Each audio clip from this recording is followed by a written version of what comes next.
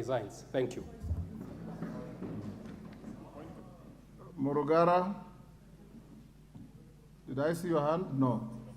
I'll give to Emase. One question, then Nyamai, then Minister, you come to answer those. Give Mary Emase. Thank you, Honorable Speaker. Honorable Speaker, I speak as a member of the Sports Committee. And I must say from the onset, I'm very disappointed and saddened by what I've been reading on social media. Having been one of the champions defending the budget of the sports ministry, even before our committee budget and appropriations where I'm the vice. You know, Honorable Speaker, when we send sportsmen, the athletes, the special needs category, they are representing Kenya. They are the ambassadors of Kenya marketing this country out there. So any image whatsoever, it will be about Kenya. So, Honorable Speaker, the dignity of those players has been compromised. And I want to ask the CS. We have given sufficient funding, and we keep adding whenever they request. What is the problem? Is it that we don't have the money?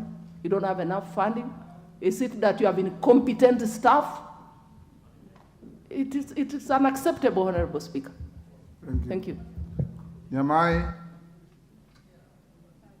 Thank you, Mr. Speaker. I would like to ask the Cabinet Secretary whether he has financial challenges or he has procurement challenges, because clearly something is not in order, Honorable Speaker. And the last one, Mr. Speaker, I would like to ask, can the Cabinet Secretary assure this House that this will never happen in this country ever again, and especially for the Special Olympics? Thank you, Mr. Speaker. Minister, you can now answer those. We'll do another round after this. Thank you, Mr. Speaker. Let me make an effort to quickly run through these questions. Let me start by the question by the Majority Leader. Mr. Speaker, the Majority Leader has asked a question touching on the team in Budapest regarding the uniform. It is a question that has also been asked by the Honorable Deputy Speaker, Honorable Gladys Shelley, also touching on uniform. And allow me, Honorable Speaker, to clarify to this House that, number one, Kenyan teams at this level do not use Adidas as a brand. In fact, the National Olympics Committee of Kenya, which is responsible for teams at this level, has a subsisting contract with Nike. It is a contract that we found while already in place. And so Kenyan teams are, by virtue of that contract, kitted by Nike. And the team that went to Budapest, Honorable Speaker, I actually have the privilege of having the photos because I flagged off the team myself. And at the flagging off, Honorable Speaker, I was together with the President of Athletics Kenya, General Jackson Tuwei. And Honorable Speaker, if you allowed me, I would actually pass on to the Honorable Majority Leader images of Team Kenya fully kitted in their Nike uniform as per the contract of kitting these teams. And so, Honorable Speaker, I want to submit respectfully that the Kenyan team in Budapest is actually properly kitted by the kitting partner, who is Nike. Honorable Speaker, the Majority Leader also raised a question on the challenges that the ministry may be facing that could affect the performance of the ministry. And that is why, Honorable Speaker, it would be useful as we do this interaction for me to set the scene of where the sporting arena generally looks like. And I want to confirm here that, number one, we have had limitations with budget allocation, and it will be recalled, for instance, that among the ministries that traditionally suffer budget cuts, and limited funding is this particular ministry. We have the sports fund, yes, but traditionally, Honorable Speaker, this fund supports so many other things, so many other things. This fund has supported healthcare, it has supported the Ministry of Education, it has supported school feeding programs, it has supported equipment acquisition in hospitals. And so, in terms of ask, one of the things that we'll be requesting this House to do is to ring-fence this fund and make it strictly a fund for sports and the arts. As it stands today, that fund now supports so many other things which crowds out support for sports and the creatives and the arts. But I want this Honorable House to note that among the biggest challenges facing this ministry is the ecosystem of federations. And I invite this House to acknowledge that the running of sports is not the exclusive domain of government. In fact, it's a partnership between government and federations. The issue of kitting, for instance, every federation normally makes arrangements for kitting. They present budgets to government, then government provides resources to the federation. We have a serious governance challenge with a lot of our federations. When we come to the issue of aquatics, that issue will come out a lot more clearly. But we have a serious issue. And one of the things that I invite this House to do is to support the ministry fully in cleaning up the mess in federations, making sure that federations are run accountably, making sure that federations hold elections on time. We have a situation where some federations are run by live officials. Those are issues that the ministry is dealing with. Some of them require legislative action, and we have already started the process of reviewing the Sports Act, a matter on which we shall be engaging this House on. And so those are some of the issues, Honorable Speaker, that we will require support from the. On the question by Honorable Otieno Kajwang, Honorable Speaker, let me confirm that. That is T.J. Kajwang. T.J. Kajwang. Otieno Yes. Kajwang is the late. Yes, my apologies. I served with the Honorable late Kajwang, and I thank you for the correction. Number one, Honorable Speaker, this team was not a team of children, just to confirm that it was a team actually of senior players, aged generally between the age of 20 and 35. That was the general age of the team, just to clarify that on record. Number two, Honorable Kajwang, I can confirm to this House that certainly I'm the least traveled cabinet secretary in terms of traveling. When you talk about traveling to destinations, I saw some report indicating that I'm supposed to be in Budapest with the World Athletics team. I can confirm to this House that because of austerity measures of spending within the ministry, I have actually not had the honor or the privilege to accompany our teams traveling out of the country. We choose instead to send technical officers, like for this particular team, we sent the CEO of the Academy of Sports and the Director of Sports. The team in Budapest right now has a technical officer who is the Director of Sports accompanying the Principal Secretary, Engineer Peter Tum. And so it is not true at all that I go gallivanting around the globe, Honorable Speaker. I actually travel very sparingly. I want that to go on record. Honorable Speaker, Honorable Wanjiku Muia raised a number of questions, one on the spending on accommodation. And I want to confirm that the spending on accommodation, which I indicated here, and it is even in our formal submission, was actually on local accommodation. We accommodated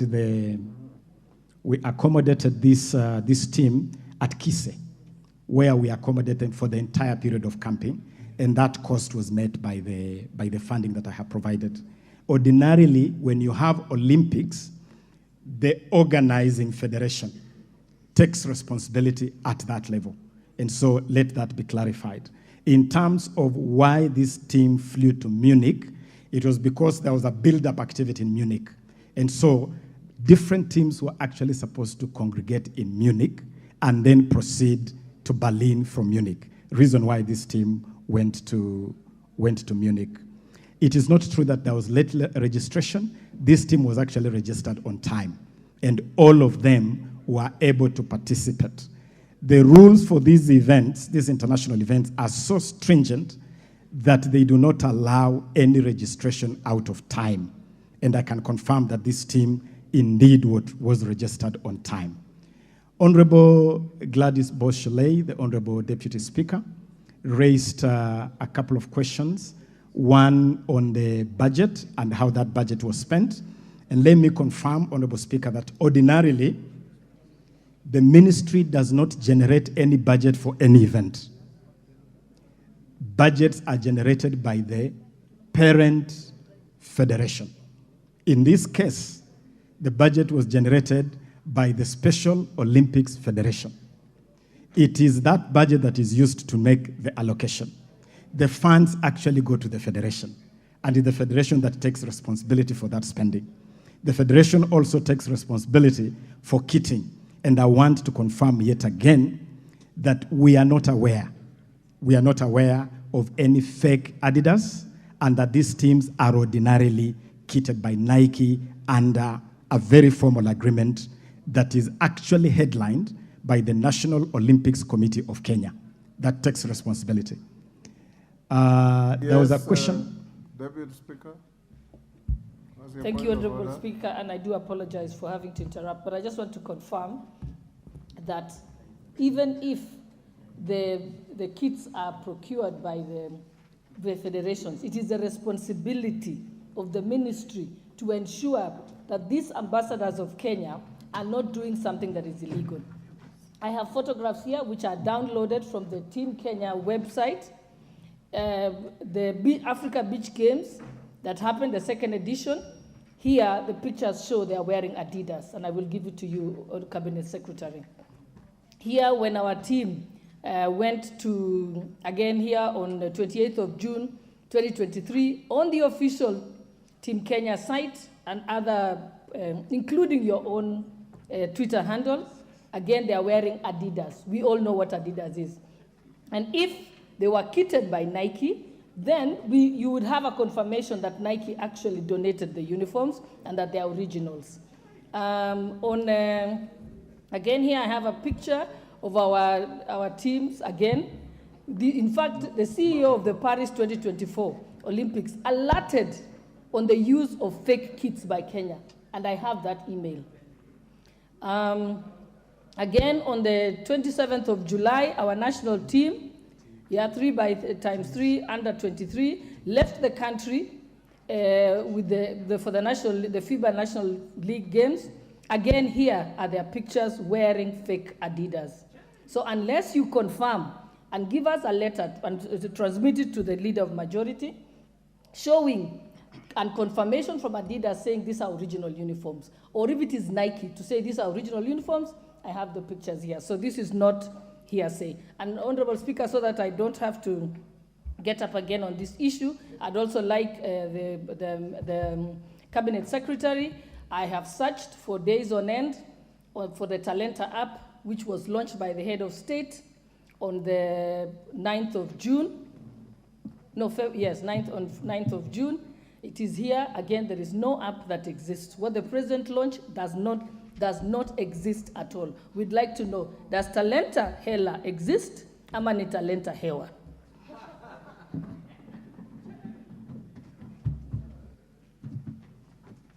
May I continue, Honorable Speaker? Honorable Speaker, this issue of kit is a very important issue because it touches on copyright, it touches on intellectual property, and it is an area which is very tightly guarded. I want to confirm that the team that the Honorable Gladys Chalet refers to Tunisia, I want to confirm to this Honorable House that I flagged it off myself. I flagged it off myself, and they were in their official Nike kit. That is something I can confirm to this House without any fear of contradiction. I also want to confirm to this House that the team in Budapest, the World Athletics Championship team, is a team I personally flagged off. That team is also at the flagging off wearing their official Nike colors. I am willing, Honorable Speaker, to get confirmation from Athletics Kenya, the federation that manages athletics, National Olympics Committee, the team that manages all teams to the Olympics. I can commit to this House to bring here a confirmation from them on the agreement they have with Nike and the kitting by Nike of all Team Kenya teams to these delegations. And of course, I would also be happy to receive the images and the information that the Honorable Gladys Sholei has.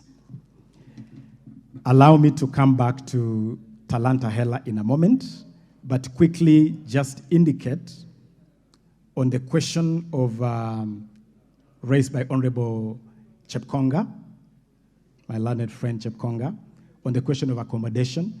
I have already confirmed that the accommodation was for local accommodation because this team was in camp for quite a number of days preparing for this activity. And on the payment of the awards, that payment is being processed, and there was a challenge. I have confirmed this with the Principal Secretary. There was a challenge with some of the accounts presented for transmission of this money. I want to inform this House that because of previous cases of misappropriation of money meant for athletes, we have changed the procedure, and now we send money for athletes directly to the athletes. It takes a bit of time to get the details. Some of those details sometimes have difficulty, but the 18.75 million Kenya shillings has already been released and is available to the athletes, Honorable Speaker. Honorable Emase posed the question on whether the challenge is funding or incompetent staff. As I have already indicated, the ministry has a serious funding challenge. That I'll admit to this House, and I'll actually invite the House to be a lot more accommodating, given the value of sports, to be a lot more accommodating in your resource allocation to sports, to be a lot more accommodating when we request this House to ring-fence the Sports, Arts and Social Development Fund for sports and the arts exclusively. I have no doubt that the ministry has competent staff, but we definitely have issues in federations. And as I've already asked this House, we are putting together a very robust program to deal with the governance challenges in federations. But it is a challenge that requires the full support of this House. We have already put these federations on notice, and we invite this House to support that process of streamlining federations. Allow me to conclude, Honorable Speaker, with the question on Talanta Hela. Honorable Speaker, Talanta Hela is a very revolutionary program. It is a program which is intended to fix the myriad challenges that we inherited in this sector. And I had started by making reference to those challenges. We found a country banned by FIFA. We found a country on the verge of being banned by World Athletics because of doping. We found a country with no single stadium approved by FIFA or CAF for football activities. The whole arena of sports infrastructure was completely tattered. We found a country where federations had myriad issues. We also inherited a scene, Honorable Speaker, where that whole area of what we call the creatives was really not consolidated. And I'm talking about musicians, I'm talking about film, I'm talking about royalties payable to our creatives. So that is the scene we inherited. To help fix these challenges, we imagined what we consider to be a silver bullet. And that silver bullet is what we are calling the Talanta Hela Initiative. This initiative, Honorable Speaker, is about launching sports and the creatives as a mega industry. It's about monetizing talents of our young people. And, Honorable Speaker, as I speak right now, we have already had a very successful national youth talent camp. The Talanta Hela Inter-County Football Tournament is going on all over the country. In fact, we launched that tournament in the home county of the Honorable Deputy Speaker of Uasin Gishu at Kipchoge Keino Stadium in a very successful ceremony. That is going on. Honorable Speaker, on the Talanta Hela app, that app is not just an app. The Talanta Hela is actually a digital system. It's a digital system that would allow scouting of talents from all over the country through the virtual space. It is actually a fantastic system, so that a child in Turkana, for instance, can be able to send their skill through that app to a team of scouts. Now, what was ignited by His Excellency the President at State House on June 9 was the system, and the system is ready. I can confirm to this House that there was a challenge that caused a delay in the completion of the screening room, because it is a whole ecosystem from the point where you take a clip and put it in the system, where it is then transmitted to a screening center. That screening center, Honorable Speaker, suffered procurement delays, and we have been given a date of September 4th for the completion of the screening room. So, Honorable CS, are you confirming it does not exist? It exists, only that it has not been activated. But the system exists, and the reason why I need to clarify this is that the moment you activate it, you will start sending content, but the content will not have a destination, because the destination is still being put together. And that destination is what we call the Talent Screening Center at Kasarani, and I invite this Honorable House, they can visit Kasarani at the Kenya Academy of Sports and confirm that actually we are working round the clock to complete the screening room at the Kenya Academy of Sports in Kasarani. But the system is... Point of order from the Deputy Speaker. Cabinet Secretary is confirming that when the President launched something that was not ready. That is what we need to know. Because if it's not live to the public, then it was not necessary to launch it.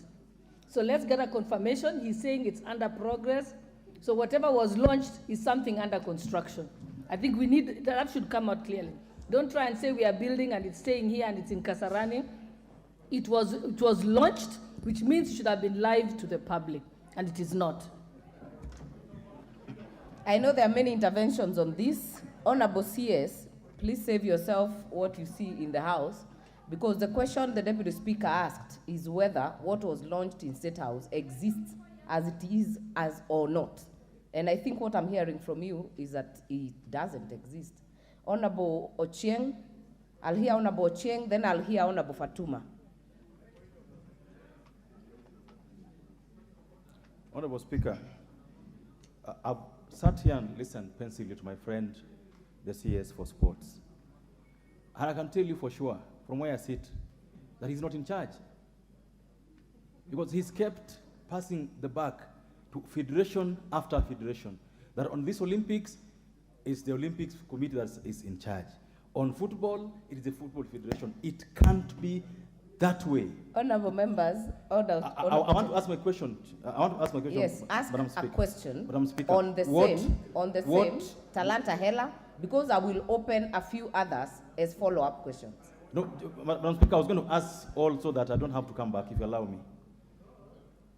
Honorable members, we've already exhausted the 1 hour that the Speaker had intended for this question. I would request we let the CS finish, Then I will give a few more interventions, and then we will go to the second part of the question, which actually now touches on Aquatic, and we had a few members on the same. So the CS can finish. Honorable Cheng, you'll wind up, then I'll give the CS, and then we'll continue with the others later. What I wanted to know from the minister is what he is doing as minister to ensure that he takes back the charge of the ministry and sports affairs in the country. Number two, we've heard that this government works through something called one government approach. And just following up on the question by the Deputy Speaker, is it now the policy of government to keep launching things, because it's just not sports? You tell the president, go and launch things that are not ready, then you tell us that there was procurement challenges. Why didn't you wait for the procurement challenges to be sorted out first before you launch, Chair? Thank you so much. Cabinet Secretary, please make it precise. Thank you. I'll be very precise on this, Honorable Speaker. What I want to confirm is that the President launched a whole initiative. That initiative is called Talanta Hela. This initiative was launched on June 9, but it had a program. It had a calendar. That calendar included the inter-county football tournament. This program was launched on 9th. The tournament started 1 week ago because it had a calendar and it had a process of preparation, including working closely with the counties. The tournament was part of it. We had something called National Talent Camp. That talent camp happened and was concluded last week. So there is a series of activities. When you talk about the Talanta Hela initiative, it's not just about the app. It's a series of activities. And in fact, I can confirm to this House that the app was intended to go up during the period of the tournament, because that is when really we want to pick up the talents. And so it is not true that the president launched something non-existent. The president launched a program that is actually being rolled out. The program is being rolled out through the inter-county football program. The program is being rolled out through the National Talent Camp. The program is being rolled out by the Creatives Economy program. For instance, I can confirm to this House that the entire ecosystem of the football, of the sports undertaken by schools, the second term ball game that concluded in Kakamega, is a program that was fully funded by this ministry to the tune of 267 million Kenya shillings. And it is from that program that we brought 2,000 students to Nairobi for the National Talent Camp. That is part of the Talanta Hela program. It is under the same program that we are building partnerships around music and film, and we have even signed partnerships with a number of partners like Trace TV, like the American Grammys, and all these partnerships are part of that Talanta Hela ecosystem. So it's a very broad program. It has a long implementation time frame, and each of the activities that are set under this program are rolling on, Mr. Speaker, Madam Speaker. I want us to make progress, honorable members. I can see there are some members who had asked some questions. Honorable Basil, you had asked the issue of joyriders. If I remember well, Honorable Rachel Nyamai, you had asked the CS whether he has issues with money. Honorable Memusi had asked the CS whether he's willing to resign. CS, you will respond to those three. Then I will get to the last leg of these questions. Honorable members, please hold your horses. We will try to cover as many as possible. Honorable Speaker, on the question by Honorable Basil, I am not aware of any joyriders being part of any official delegation accompanying any Kenyan team to any event. If it's the event that we are discussing here, the Paralympics in Berlin, the ministry was represented by only 2 officers who I have named here: the CEO of the Kenya Academy of Sports and the acting director of sports. Those were the only officials from the ministry. Her Excellency, the Second Lady, had a delegation, and that is a delegation that we were managing separately. Other than those two delegations and the officials accompanying the team, together with the athletes, I'm not aware of any other joyriders. But if the honorable member has any details of any joyriders, I would be more than happy to get those details, Honorable Speaker. But I'm not aware of any. Honorable Nyamai, on the question of resources, I have answered this question, and I have made it very clear that this ministry is among the least funded ministries. And that is not a lie. This ministry receives the least funding by government, and it is always a struggle. And even the sports fund, which was intended to be some kind of backup for this ministry, is crowded by so many other needs. Health dips in, education dips in, tourism and culture dips in, everybody dips in their hand, which crowds out the resources available for sports and the arts. We would be very grateful to this House to pass regulations to ring fence. And let me announce, Honorable Madam Speaker, that we have actually brought here a formal request asking this Honorable House to ring fence the sports fund for sports and the creatives strictly. Honorable, my good brother, Honorable Cheng, I have not in any language, whether English, Swahili, or Lunyala dialect that I grew up speaking back in the villages of Budalangi, I have not said at all that I am not in control of this ministry. What I have, and I can confirm to you, Honorable Madam Speaker, is that I'm fully in touch and in control of this ministry. But I have made it clear that this is a public institution and it cannot be run as a one-man show. I share responsibilities with my two principal secretaries. I share responsibilities with my technical officers. And I also know that sports has other stakeholders. Federations play a critical role in the management of sports. The reason why Kenya was banned by FIFA in 2021 is because government attempted to do something which FIFA interpreted as meddling in the affairs of the federation. It is something which repeatedly crops up because federations have a role. And if we genuinely want to improve sports in this country, please oversight the ministry and make sure the ministry is performing optimally, but don't close your eye to federations. Federations have a critical role to play. Let us make federations accountable. Let us make federations improve their governance culture.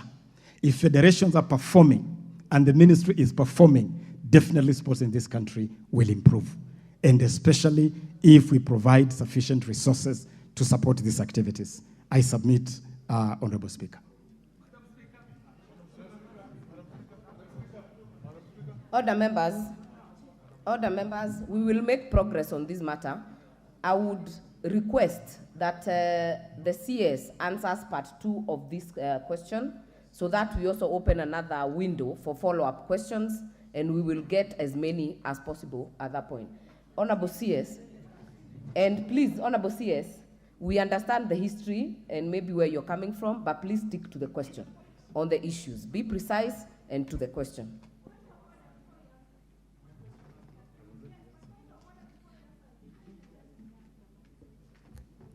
What is your point of order, Honorable Memusi? I had already raised your question with the Honorable CS. Would you be willing to resign? I don't want you to repeat it, Honorable CS. Honorable Memusi, do not repeat the question because you had already asked. CS, as you answered the second part, kindly respond to Honorable Memusi. Honorable Speaker, I believe I have responded to pretty much all the questions raised except the issue raised by Honorable Memusi. Honorable CS, address the House. Just Thank continue. you. Thank you. Thank you.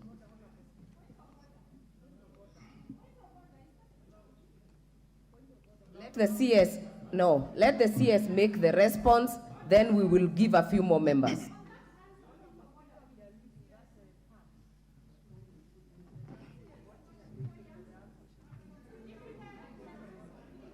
We will let the Cabinet Secretary answer this question. Please go on, answer Honorable Memusi's question. Thank you, Honorable Speaker. Honorable Speaker, I have no doubt whatsoever in my mind, in my work, in my imagination. I have no doubt that I am performing well as Cabinet Secretary for Sports, the Arts, and Youth Affairs. Honorable Speaker, 10 months ago, when I walked into this ministry as the Cabinet Secretary, I inherited an arena that was in a total mess, as I have already indicated. I inherited an arena, as I said, football banned. Honorable CS, please Yes. respond, just precisely. I can respond to this House. Are you willing to resign based on these issues that have been raised on this floor? I believe, Honorable Speaker, that there is absolutely no sufficient ground that would cause my resignation, because I believe I am performing exemplary well as Cabinet Secretary responsible for this ministry. Order, members. Order, members. Order, members. I know we have many follow-up questions on this issue, but I would like us to let the CS go to the second part, and we will open it up again. But I know Honorable Wanjiko had asked a question which has not been answered. Order, Honorable Roko, order. Honorable Wanjiko, the question that you had raised on payment. Honorable CS, respond to that issue.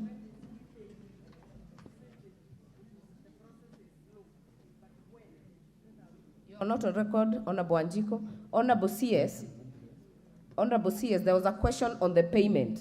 You said it's in the process. How long and when is it supposed to be completed? I can confirm, Honorable Speaker, to the Honorable Wanjiko Muya, that with the little glitches that have already been settled by the Principal Secretary and the fund, I believe that in no more than a week, the fund should be in the accounts of the athletes. In no more than a week, Honorable Speaker. May I now, Honorable Speaker, come to the question of aquatic sports. And Honorable Speaker, let me from the outset indicate to this House that the state of swimming in this country is symptomatic, is a microcosm of the challenges in federations that I have repeatedly alluded to. A challenge where federations have, for a long time, not been ready to respect the law of this country, where federations have been reluctant to be accountable. We have a law in this country, Honorable Speaker, called the Sports Act. It is a law that we put in place to regulate this whole arena of sports. We enacted this law in 2013, and Honorable Speaker, I was actually the Minister for Sports in the coalition government when I stood on this floor. That time I was both Minister for Sports and Member of Parliament for Budalangi, and I stood on this floor to move the Sports Act for enactment. We have had serious challenges in the intervening period in enforcement of that statute. Today, what ails Aquatics Kenya, or Kenya Aquatics?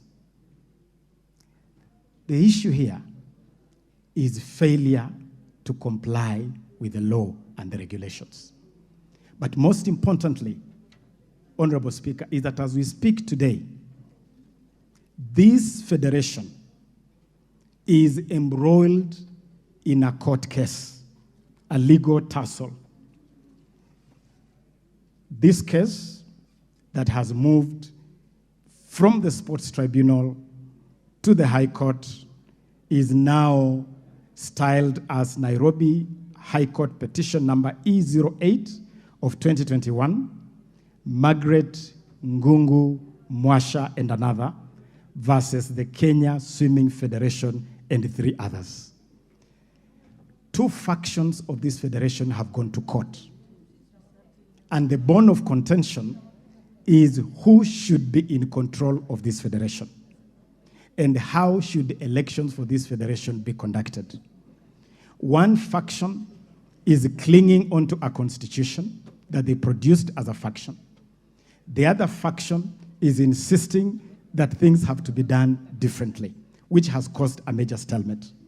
I want to confirm to this honorable House that we have made effort to intervene in this matter by engaging directly with World Aquatics. This House also needs to take notice of one major issue when it comes to dealing with the international federations. International federations are very protective of their turf. They are very protective of their affiliates. You touch an affiliate, the World Federation tells you that is government interference. And so we have been tussling with World Aquatics to allow government to exercise the law, and specifically to exercise, Honorable Speaker, the mandate in Section 54 of the Sports Act. Section 54 of the Act allows the Cabinet Secretary to make an intervention in the management of a federation. We have gone back and forth with World Aquatics because they feel if we deploy Section 54 of the Sports Act, then they will pretty much walk out of Kenya and completely freeze Kenya out of international swimming activities. But I'm glad to inform this House that we had a breakthrough this morning with World Aquatics. And World Aquatics has now agreed that we can form a team under Section 54 on consultation with them because they have already put together a team called Stabilization Committee. They have been very protective of that committee, and they had even refused to allow government to have membership on that committee. We have agreed with World Aquatics that we can now consult and put together a joint team, a team that involves representation desired by World Aquatics and representation that meets the requirements of Section 54 of the Sports Act. I want to assure this House that we have held multiple meetings. I have held a meeting with parents. This is a sport where parents have got a very big voice because it involves minors, and previously we have had the challenge of these minors being abused. And so parents insist to have a big say. I have met parents. I have met the Stabilization Committee, and I have engaged World Aquatics. I believe that with the agreement today that we can form a joint committee, we should be able to resolve this matter. But as even as give that undertaking, the elephant in this room is this High Court petition number 08 of 2021, which we must get out of court because through this application, we have an injunction that stops anybody from purporting to undertake elections or the management of swimming activities. Let me also assure this House that among the asks we have put before World Aquatics is that we have asked World Aquatics that as we go on with this process of putting together the committee and preparing elections and agreeing on a constitution for Aquatic Kenya, we can have an arrangement where our swimmers can continue to participate in international competitions. We have an event coming up in February next year. It is an important activity because it's a qualifier for the Olympics. We have asked World Aquatics that as we deal with these issues, let us not punish the athletes. Let us deal with the governance issues, but have an arrangement that will allow our swimmers to participate in the qualifiers, and if they qualify, to participate in the Olympics. I submit, Honorable Speaker. The first will go to Honorable Fatuma from Migori. Honorable CS, I see you have a team. Please note the questions. There are many. Honorable Fatuma, give Honorable Fatuma the microphone. Honorable Speaker, it took me an hour to get an intervention so that I could raise a point of information. I have seen in this House that the CS is being given evidences from Facebook, printed and being read by one person. It has not been laid here. We don't know what that person is reading. I've seen a honorable member using an SMS from I don't know who wrote the SMS, and based on that evidence, the CS is being asked, are you ready to resign? How do you resign from information that you don't even know provided from Facebook? I request that all CSS be treated the same. We have tried as opposition bringing information to this House, and even certified by lawyers, our information was rejected. What is it about this CS that an SMS and a Facebook can lead to his resignation? May I be informed properly if the CSS are the same in this House? Thank you, Madam Speaker. Thank you, Honorable Fatuma. But I want to confirm that the question that was asked on resignation was by Honorable Memusi and was totally actually from your side and different from what was laid on this side. All right, Honorable Alice Nganga from Thika.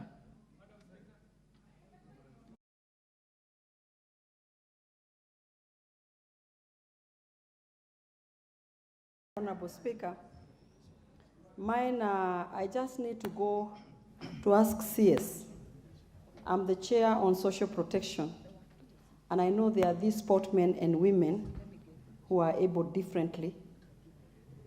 When they go out there, are they given special treatment as they deserve? Because they are not like any other sportman and a woman. They need special attention. Before they leave here, are they given even people to take them around? Because I know they go for Olympics, but they also need to be treated in a special manner. They are vulnerable. They need to be treated as such.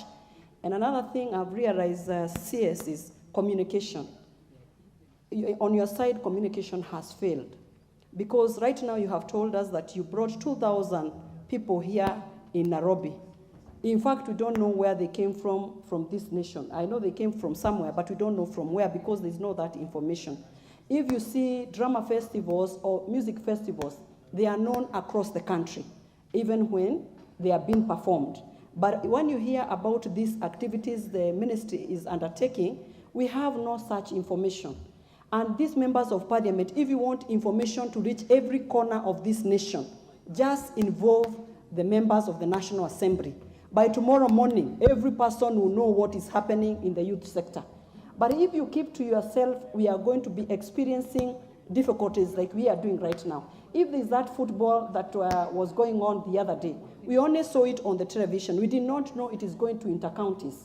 Let information flow from the ministry to the grassroots where it matters. Because when we go to the grassroots, all the youths are on our case. What is happening? Why is it our constituency not involved in football? Or when youths are going to Nairobi, let information flow from your ministry to the grassroots where it matters most. Thank you very much. Honorable members, let us keep our questions precise and to the point so that as many people can speak. Honorable KJ. Thank you very much, Madam Speaker. And my two questions are very succinct to the Honorable CS, Ababu Namwamba.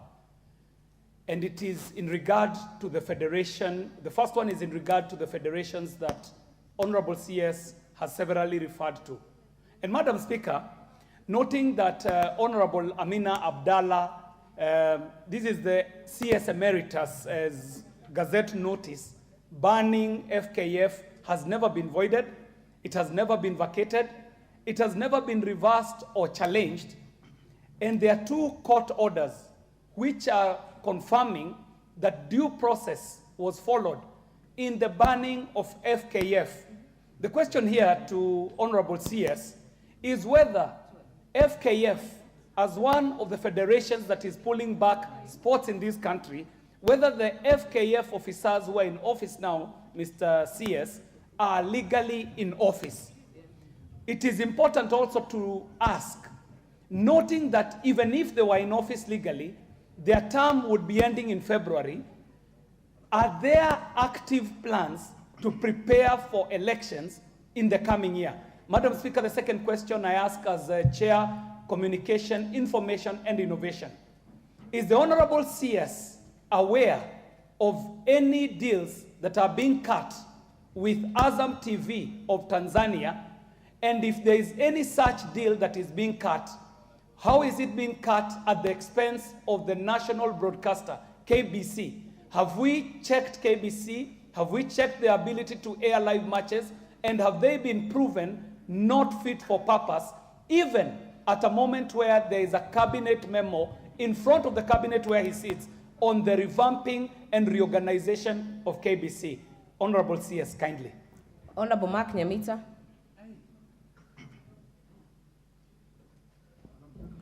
Thank you, Madam Speaker. Madam Speaker, I have two questions, but I'll just make a comment. And I just want to urge my colleagues because, and I speak as a sports practitioner, I actually run a club, and I have interacted with these federations. It may be important for the House to know that the ministry's powers in dealing with federations is only to a certain limit. And maybe it's about time that this House might want to consider giving more powers to the CS if we are to expect some of the expectations that I'm hearing from some of my colleagues here, because otherwise then, if we also come to this House, Madam Speaker, and refer to hot discussions that are going on social media to grill a cabinet secretary, we might miss the point, I must say. Having said that, Madam Speaker, let me also say that I think, and I'm saying as a practitioner of sports myself, that there's been a great... There's a point of order from Honorable Wanjiku. Speaker, is the Honorable Member in order to refer to the discussion here as hot air from social media when we know that the Special Olympic happened in Berlin 2023 and it was the subject matter to bring these other debates. Is he in order? Honorable Mark Nyamita, actually what concerns me is whether under Standing Order 90, you're bound to declare interest yourself as a club owner. Madam Speaker, there's no conflict of interest in this particular matter. I'm only sharing my experience having managed a club. And, you know, there's no point of conflict of interest. I'm only sharing for the benefit of the greater House, of how federations have powers that the ministry sometimes do not have. But just to the point of order raised by Honorable Wanjiku Muya, I think the word hot air is from you, but you will agree with me that many of the members here have alluded to discussions that are going on social media. And for the purpose of record, Honorable TJ Kajwang did mention, the Honorable Deputy Speaker, the Honorable Majority Leader did refer to what is going on social media.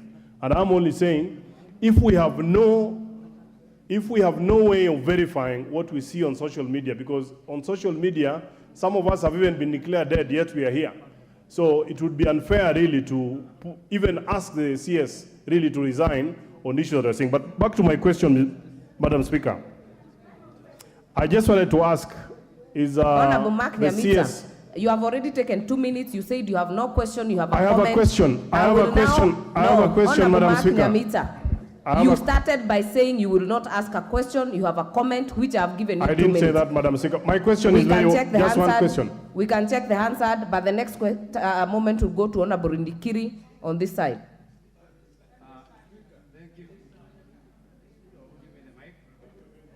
Thank you, Madam Speaker. I'm sure the Honourable CS is aware of the Kenya Deaf Handball Championship team.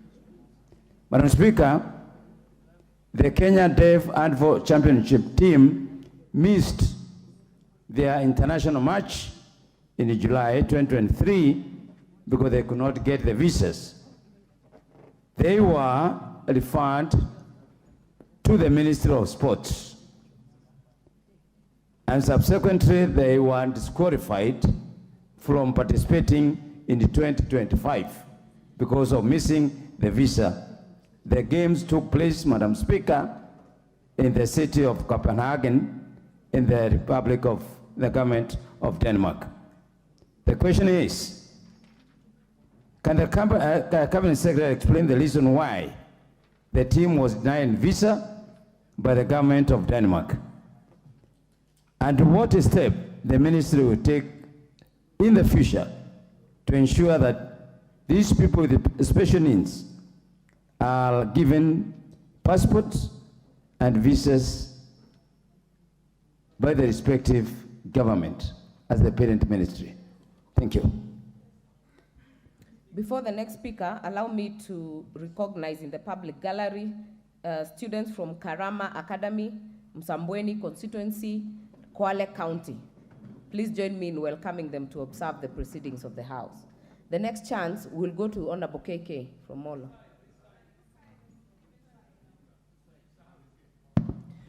Thank you, Madam Speaker. I have one comment and one question. And at a time when we are all lamenting about how the CS has performed, I would like to congratulate him on the Bukungu Stadium finals that was done for schools. As in that really showed, that was really nice. I didn't know it was a Ministry of Sport that was doing that. And Kenyans are saying that they are ready to go and pay to watch our local matches. So that was very good. On the Talanta Hela app, Honorable CS, that you kept referring to, I checked on my app store, it's not available. And maybe I thought it's because I'm using an iPhone. So I've asked my colleague who's using an Android, and still it's not there. So is the app working? Has the app been operationalized? And if not, then when it's going to be operationalized? And with that I thank you, Madam Speaker. On the same point. Order, Honorable Roko. The next chance will go to the member, Honorable Abu Ahmed.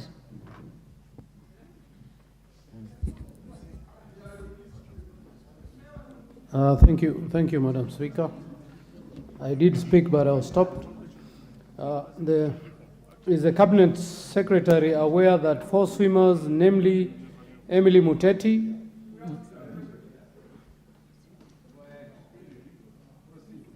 Maria Brunella, Swale Talib, Monyo Maina, attended the World Aquatic Championship in Japan last month, were admitted under the suspended member federation without any support from the ministry?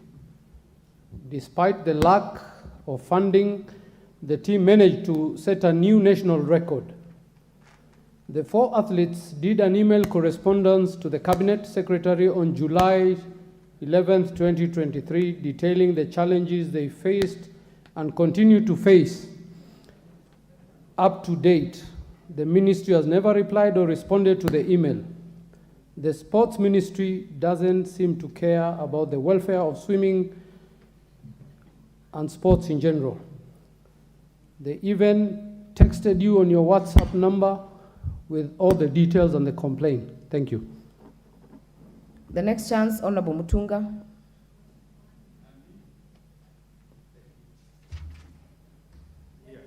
Make it short and precise. Okay. This one is working. Honorable Speaker, thank you very much. Honorable Speaker, I want to speak of a very specific issue that has had to do with me. The Honorable CS has said is up to the task, and he has everything in his control. Honorable Speaker, when it comes to communication, I would like to ask the Honorable CS whether he is aware that I personally invited him to launch an award of a Pan-African Book Award by a member of my community. Writing in this country is extremely poor. We need to encourage the young people to write. I personally spoke to his PA. I sent a letter to the PA. The award is being given tomorrow. What is the question? We do not have any response. Is he aware? Is he in charge of his ministry? Does he have that communication? Honorable members, we do not personalize this matter. Member for Sirisia. Member for Sirisia.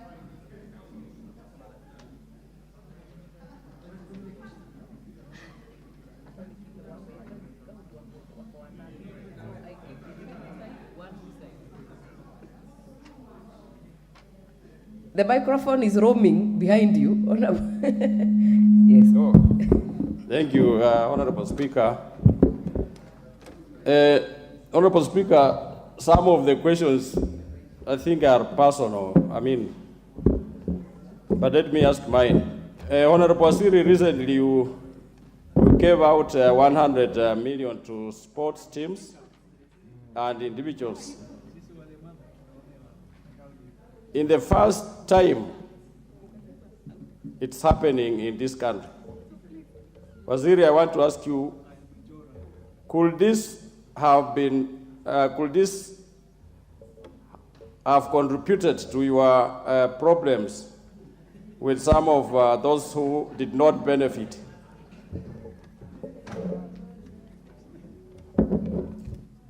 Honorable Umi.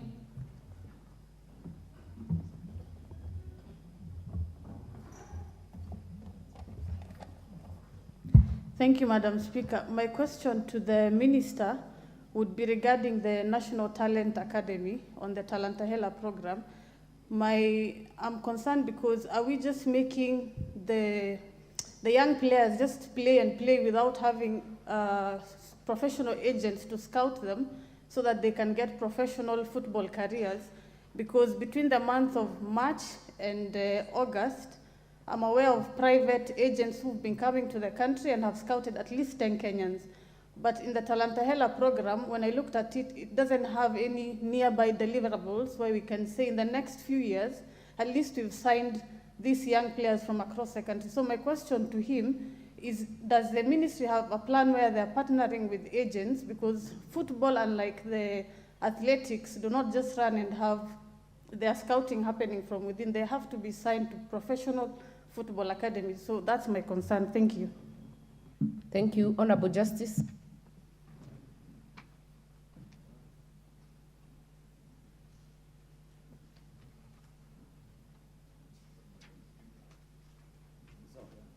Yeah, Madam Speaker, my question to the CS is very brief.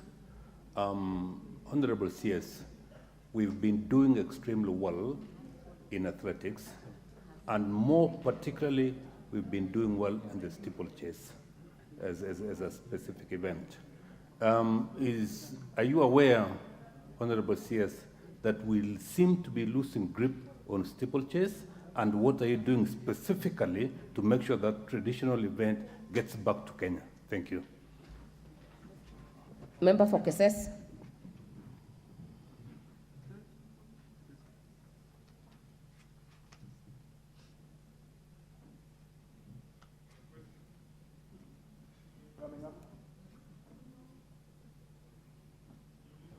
Where is the microphone? Oh, thank you, Madam Speaker.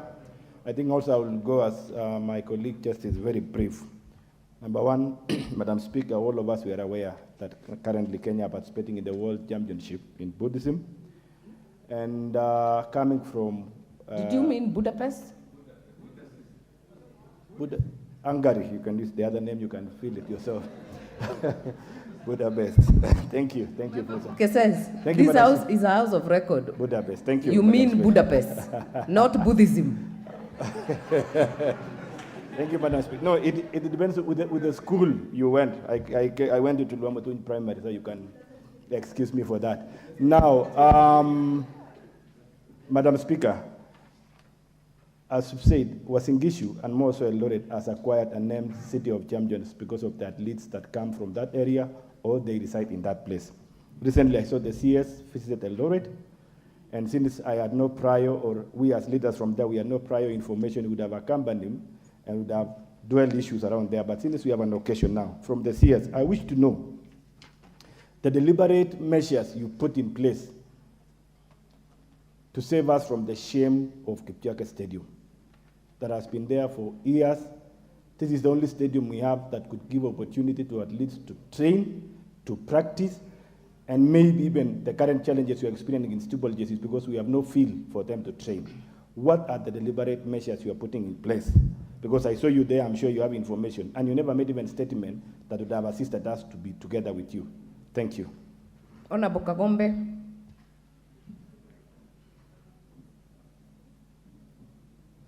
The microphone. Thank you, Madam Speaker. Madam Speaker, I have 3 concerns to the Honorable CS. One, on the issue of the Olympics. He said, on the issue of money, he said that we have had a challenge of accounts. But he also confirmed that he paid the allowances. So this account that paid allowances was not able to pay the monies for the winners for the medals. So I want to find out how this account is able to pay for some monies and not the others. Number 2, it is good. He has observed that he had a meeting with the World Aquatics today morning, and he alluded to what they discussed. But this, Kenya is watching, and the people, especially who are in swimming, have been waiting for this day. A lot of young children who now cannot swim, even at personal capacities, because we've been banned from swimming, are wondering, and they wanted something concrete to hold on. The qualifiers for the Olympics are coming up on February. We are unlikely to have had the CS again in this house. So we want to know now concrete plans that he has with World Aquatics to make sure that our children participate in the qualifiers for the Olympics, in the swimming, for swimming, as they organize that. But I'm also concerned, Madam Speaker, that we have 2 factions in a federation, and we are not able to moderate between 2 factions that have kept us in court since 2014. I expected that the Honorable CS is able to put these 2 people together so that we do not have to wait for the courts. They can have an out-of-court settlement so that our children stop suffering. Thank you, Madam Speaker. I also want to confirm, Honorable Kagombe, that the CS can be made to appear in this house any other time if the house so feels important. Majority Whip. Thank you, Honorable Speaker. Honorable Speaker, I'll pick it up from where Honorable Kagomba has stopped from.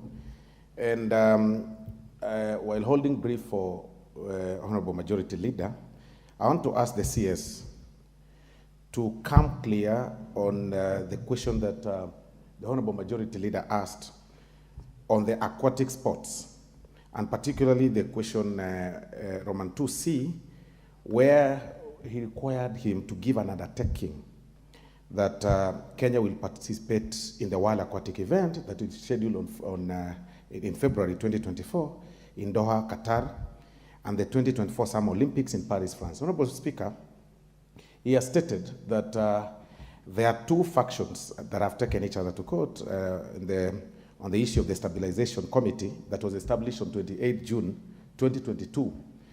But he hasn't come out clear on whether the ministry is making effort, possibly even to invoke the alternative dispute resolution mechanism, at least for the purposes of, hastening this process to make sure that these particular teams participate in the 2024 Summer Olympics and the February 2024, events that are scheduled there.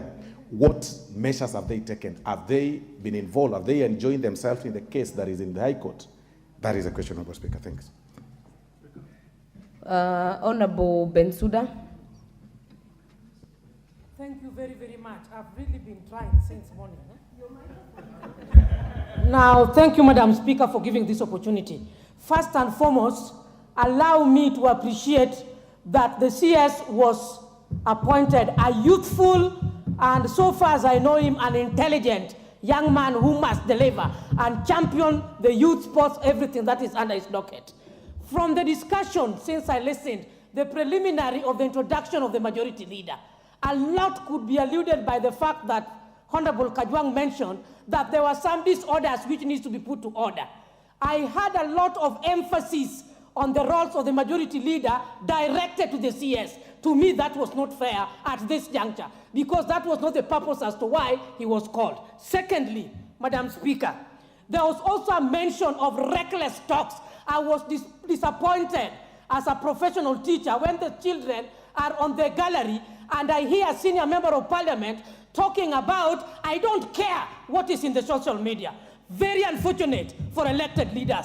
That must be corrected to all of us. Number 3, from the discussions which the CS has been asked, it is mandatory that the CS has to table the records and reports on the framework of his work in terms of procurement, in terms of the activities taking place within the country and outside the country, and align it to the budget. to the Committee of Sports so that issues are verified.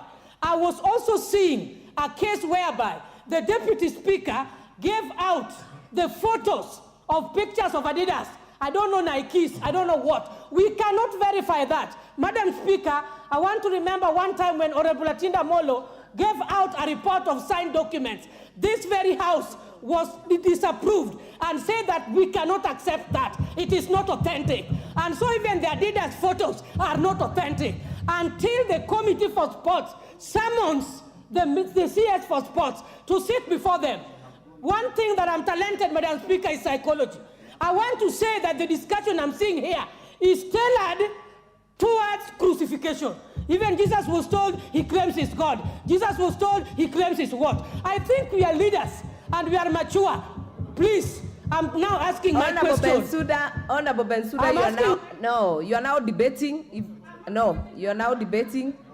I will give you 30 seconds. If you have a question, ask the question. Very fast, and 1 second, I'll ask 3 questions. What framework do you have for the female gender of this country in active participation of sports, not necessarily international? 2, I come from the Lake region in Homa Bay County. We are not only talking about swimming, we have boat racing, and I want the CS to tell us what plans he has for talent nurturing, because this country is working towards youth empowerment. What are we doing on activities along the lake to ensure that through your ministry, youth are empowered? Talent Ayala is working, come on board and work with the Ministry of Women Rep Homa Bay County. Order members, we must make progress and we will close this session. CS, Honorable Cabinet Secretary, order members, we have already gone 1 hour overboard from the time allocated by the Speaker. We will get to a close because we have serious business ahead. Honorable CS, you will respond to these many questions. And Honorable Majority Leader, when I look at the statement you have sought and the questions you had raised, the CS has not been able to respond properly to Part C and Part D. So we will definitely be calling him back. And maybe you can commit to that, because there are still many members with many questions on several of these issues. Majority Leader, as a precursor to the CS. Honorable Speaker, indeed I wanted to seek your indulgence because I'm seeing we have gone an hour past the time that the Speaker had allocated, and in view of the other business, I wanted just to seek your indulgence. We allow the CS to take leave and probably answer some of those follow-up questions together with the others. And there are also other questions that have been asked by members. And remember, today we only called him on notice, and we will be inviting him again. We allow him probably even not to answer these ones so that we proceed to the other business. Honorable CS, you will answer to the ones that you can right now, but join that with your closing remarks. Take the shortest time possible. The rest of the questions will be done in the follow-up session.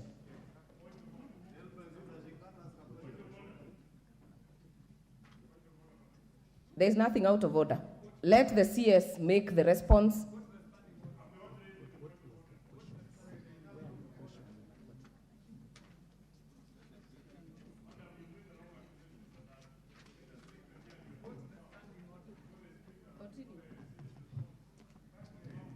Honorable Speaker, there definitely are challenges, I have to admit here.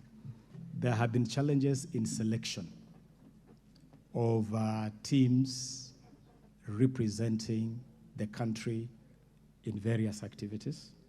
And it is important, I will keep on repeating this, it's important that we streamline operations of federations. One of the things that we'll be proposing when we bring a request here for amendment of the Sports Act is to include the entire Article 10 of the Constitution on national values in constitutions of our federations. And on the basis of that, Section 10 of national values, because, Honorable Speaker, every single athlete in this country, across the disciplines, must be afforded the opportunity to compete for the opportunity to represent the country. That has really not been the case. And it is among the issues which we intend to work on keenly as we streamline operations of federations. There is also the question of gender, and I am glad really to inform this House that as a ministry, we are very keen on ensuring gender equity in our sports by ensuring that every single opportunity we have involves both genders. What is out of order, Honorable Ruko? Madam Speaker, the Minister is talking about keenness, and it is true that the ministry made the President to round Talenta era when it was not ready. That is not part of keenness. The office of the President must be as cathedral as far as executing the mandate of the office of the President and the ministers and more so. I hear you. Honorable Member, I hear you, but that issue was already canvassed and responded to. Honorable CS. Honorable Speaker, should I run over the questions in the last session? Okay. Allow me then very quickly, and I'll try to be as brief as possible. Honorable Fatma, I thank you for your statement. Honorable Alice Nganga, I want to admit that there is a need to communicate more. There is a need to network with members of parliament more robustly. And I want to make an undertaking that that is certainly is an area where the ministry will seek to step up so that there can be more interaction, more communication, more networking with members of parliament. The program that I alluded to of the 2,000 young people from the National Talent Academy is part of the Talanta Hela initiative. And these are young people who were selected by scouts during the school's ball games. And they were selected across 9 disciplines. And they were selected from across the country because this was going on right from the regional level. And they were brought here for training. They were brought here for scouting. And I can combine this answer with a question raised by, I believe it was Honorable Umi, who wanted to know whether this talent academy, which we hosted here, was just an opportunity for young people to come here, or whether there was any deliberate effort for scouting. And I want to assure this House that this National Talent Camp is one of the key deliverables of the Talanta Hela initiative. And I assure this House that the Talanta Hela initiative is actually on and it is rolling. This National Talent Camp, the Talanta Hela Inter-County Football Program, the Creatives Economy Program that is going on, a lot of activities are going on in the Talanta Hela space. And during this talent camp, all federations participated in the various disciplines, rugby, football, and the rest. And the purpose of federations participating is that we wanted them to start selecting players from this level for teams under those federations. For instance, we expect that the Kenya Rugby Union must have identified some young talents for progression to the Kenya Under-20 rugby team. The national team technical benches participated. We had the national coach of the Harambee Starlets, the national football women team. We had the national technical bench of Harambee Stars, and the purpose was to start picking talents at this level. Because for football, for instance, Kenya has never had a national under-15 team or national under-17 or under-19 team.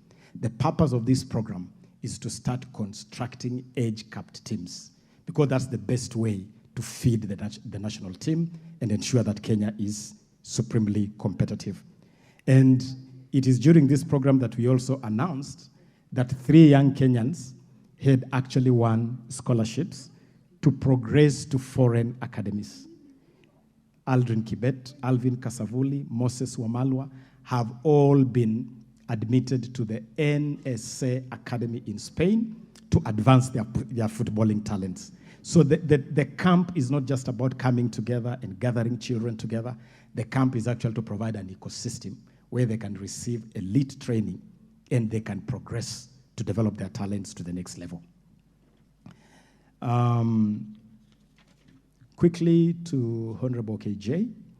Honorable KJ has asked two very significant questions. The question on FKF, we are fully aware, Honorable Speaker, on the status of FKF, including the legal conundrum.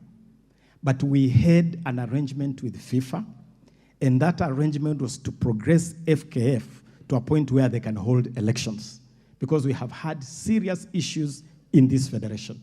And I do expect that FKF should hold their elections as scheduled, because that is one way of starting to put the whole footballing ecosystem on a new keel.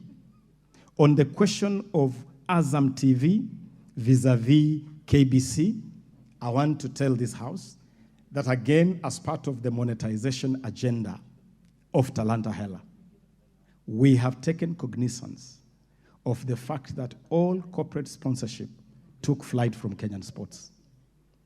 Live broadcasts took flight from football. All the interest that we have had previously in sports has disappeared because of mismanagement, because improper running of this space. But I'm glad to report to this House that a package has been put in place. Allow me not to go into those details because it has not been officially made public, and there are a number of partners involved, but I can confirm to this House that KBC is right at the heart of that program. And we believe that KBC must be afforded opportunity to build its capacity to become a serious broadcaster. And you must have seen that we gave KBC the opportunity to broadcast the Safari Rally. We gave KBC the opportunity to broadcast the National Ball Games finals in Buhungu.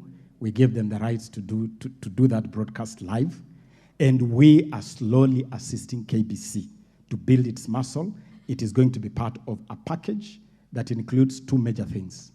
Number one, a sponsorship package that will see money going straight to clubs. And number two, a live broadcast package. Very soon, the details will be made public, Honorable Speaker. Honorable Rindikiri, I got your question on the Kenya Deaf handball team. And the challenge we had with this particular assignment was the visa issuance by the Embassy of Denmark. Among the challenges we face daily is the late processing of requests by federations when they're preparing teams for international assignments. These requests come late, it becomes a big challenge to process funding, and it is an even bigger challenge to deal with visas. And as you know, Honorable Speaker, Honorable Members, the ministry does not have control over issuance of visa. If you apply late for visa, it becomes extremely difficult for visa to be issued.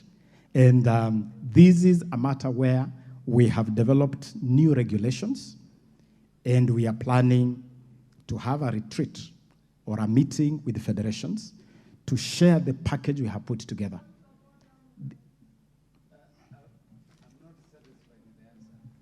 What is out of order, Honorable Emase?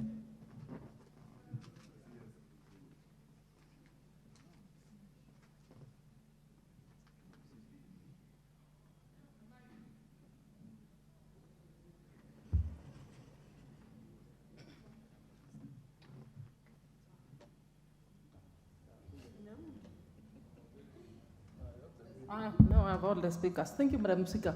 Madam Speaker, I was just wondering, I want to believe that most of the sporting events are known much in advance for the whole year and even beyond.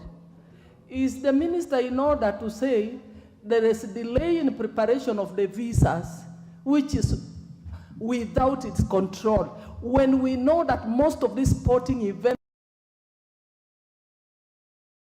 at such a time, why can't the visas be prepared in advance? Thank you, Madam Speaker. Yes. Honorable Speaker, Definitely, calendars of events are normally known, but participation in these events is something that is initiated by the Federation. It's the Federation that is affiliated to the relevant international organization. It's the Federation that gets the right to participate, and it's the Federation that then brings a request. And it is true that more often than not, we receive very, very late requests. And it is something which we have put together a framework to help federations handle this matter a lot more smoothly. Honorable KK, thank you on your statement about Buhungu, and I can confirm that indeed all the drama and film festival, the music festival that we had, the concert in Nakuru today with His Excellency the President, and the ball games were fully funded by this ministry to the tune of 267 million Kenya shillings. And we have worked very, very closely with the Kenya Secondary School Sports Association and the Kenya Primary School Sports Association. And that whole program is part of our rolling out the Talanta Hela initiative. As I have already said, the back end of the Talanta Hela system is something that is being sorted out. And as soon as that is sorted out, then live streaming of that can start right away. Honorable Abu Ahmed, we are aware of the issue you raised on the swimmers that went to Japan, but I also want to make it clear here that the regulations of the Sports, Arts, and Social Development Fund only allow the ministry to provide support through federations or through associations. It's the body that brings a request. And the challenge we continue to have with swimming is because of this challenge with the federation. As soon as we are able to sort this out, as soon as we are able to agree with the World Aquatics, that the committee we put in place can take responsibility for the swimmers, then it should be possible to offer some support to our swimmers, both for the qualifiers and for the Olympics. And of course, participation in the Olympics is dependent on qualification. Honorable Mutunga, your invitation to the book award, the book launch, I can confirm to you while on my feet that if the book launch is tomorrow, I would be more than glad. I love books. Promotion of the literary arts is one of the areas which we need to improve. And certainly, Kenya could do with more writing, more production of books. And so I'll be more than happy, Honorable Mutunga, to come and join you for the launch of this book. There was a question from Honorable Waluke on the 100 million given to sportsmen, sportswomen, and could this be the source of my my troubles? What I can say is that we have really not treated our sportsmen and women right. You may want to know, honorable members, that the 100 million shillings that Honorable Aluke refers here was largely to, number one, clear outstanding awards going back to the year 2010. There are athletes who competed and represented this country from 2010, and they had not been paid their awards. We were able, honorable members, to clear all that backlog, and we were also able, for the first time in the history of this country, to offer something to our legends. We honored our legends who have competed for this country for the last 60 years. And so I believe that that is a good way of spending money. Our athletes, our sportsmen and women are the goose that lays the golden egg, and we must acknowledge and reward them appropriately. And through the Hongera Awards, we'll continue to do this every single year. Honorable Justice asked a fundamental question. We have lost a hold on some of the events where we have reigned supreme, like the steeplechase. We could only manage a bronze medal yesterday during the steeplechase finals in Budapest. And I want to inform this honorable house that I have sat down with Athletics Kenya and I have challenged them to go back to the drawing board so that we can reclaim our glory in our traditional strong sports. And I am happy to also report that after that engagement, Athletics Kenya has submitted to the ministry a blueprint for youth development requiring 64 million Kenya shillings, which is being considered to go back to primary schools, to go back to the basics. Steeplechase requires special training. Steeplechase requires special equipment. The ministry has accepted to make special investment for Kenya to bounce back in steeplechase, because it's an area where we have definitely lost our way. Honorable member for Keses on Kipchoge. Kipchoge is among the facilities, as I said at the beginning, that our sporting infrastructure had really gone under. Until last Saturday, when Kakamega Homeboys played the Libyan team Al Hilal, Kenya did not even have a stadium approved by FIFA or CAF. We had to do emergency rehabilitation on Nyayo to be approved by CAF for that game of Homeboys. We have a master plan, and I would be glad to share with this Honorable House that part of the Talanta Hela program is a sports and arts master plan on how to improve our infrastructure. That master plan includes revamping our international stadia so that CAF and FIFA can be comfortable with them. And as you know, we have put in a bid to host the Africa Cup of Nations 2027. We have made tenders for rehabilitation of stadia, and this Kip Keino is among them. These tenders were opened on 17th of this month for rehabilitation of Kasarani, Nyayo, and Kipchoge Keino Stadium in Eldoret. As we await this program to start, we were able to do some emergency rehabilitation of Kip Keino, and that is why Kip Keino was able to host the Devolution Conference Games, which again I had the honor to open myself. Honorable Kangombe, when I mentioned the issue of the account, I meant account details given by some of the athletes. There were a bit of issues which are being sorted out, and I believe that money should reach athletes within a week, as I have confirmed here. Concrete measures for swimmers, I have made it very clear here that we want to agree with World Aquatics on a program where we can have a joint effort between World Aquatics and the government of Kenya to resolve these issues. It will be important to get this court case out of court and get these factions on the table so that we can get Kenya Aquatics back on track. Because the people who are suffering are our swimmers and not those who are fighting.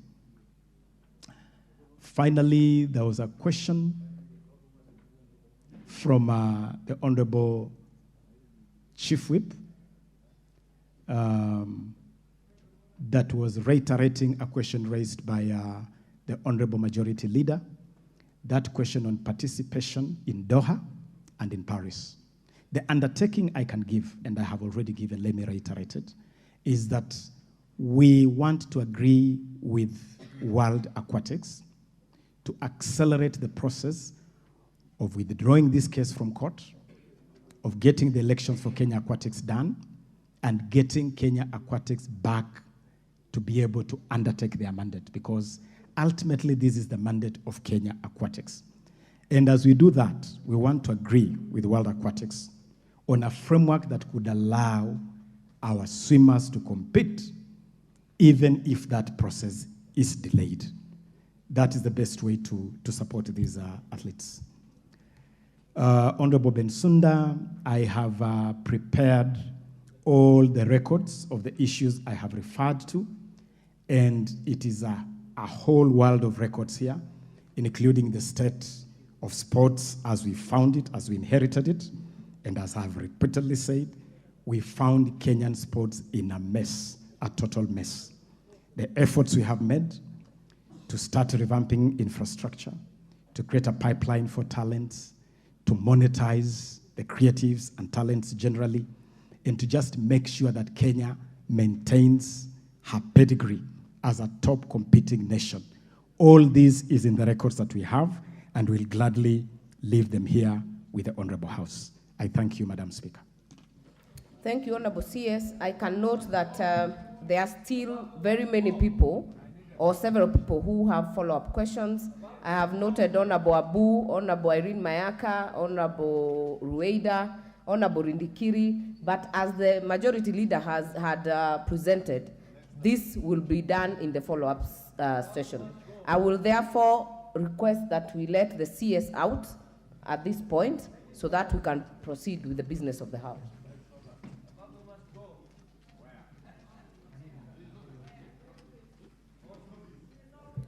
Honorable Shakil, you've just walked in. You've just walked in.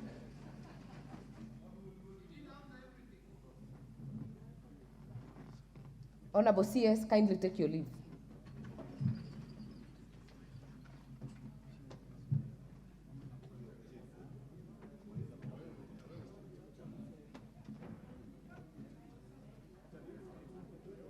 Next order. Order number 9, Committee of the Whole House.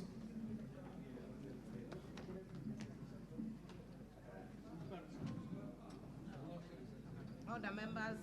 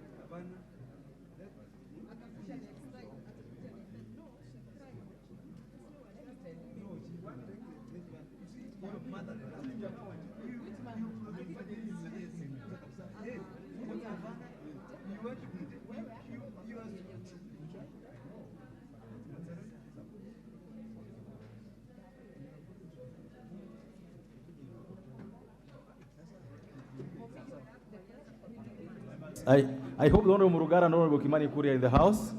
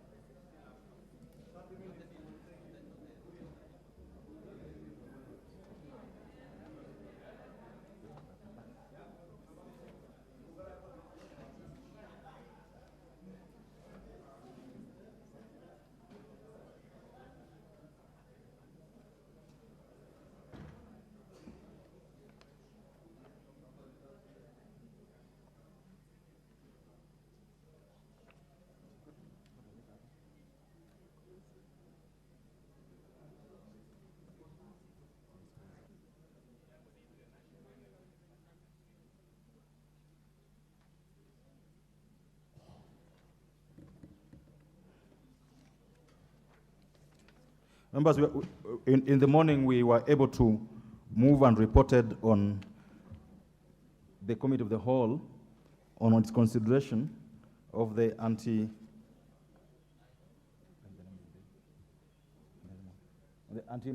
anti-money laundering and combating of terrorism financing laws amendment bill number 35 of 2023, and we wish to pick up immediately from where we left, which, if you remember, was on the section relating to the National Police Service Act 2011, Act number 11A of 2011. And members, I therefore propose the question. I now therefore propose the. I've just done that, Honorable Millie. I've just brought us to speed, if I would use your word.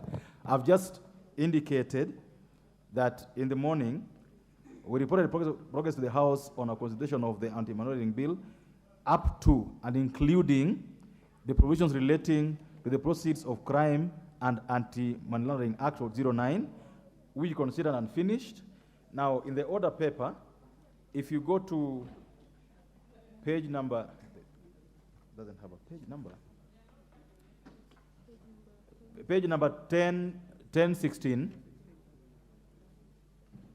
And members, we are now considering amendments relating to the National Service Police Act.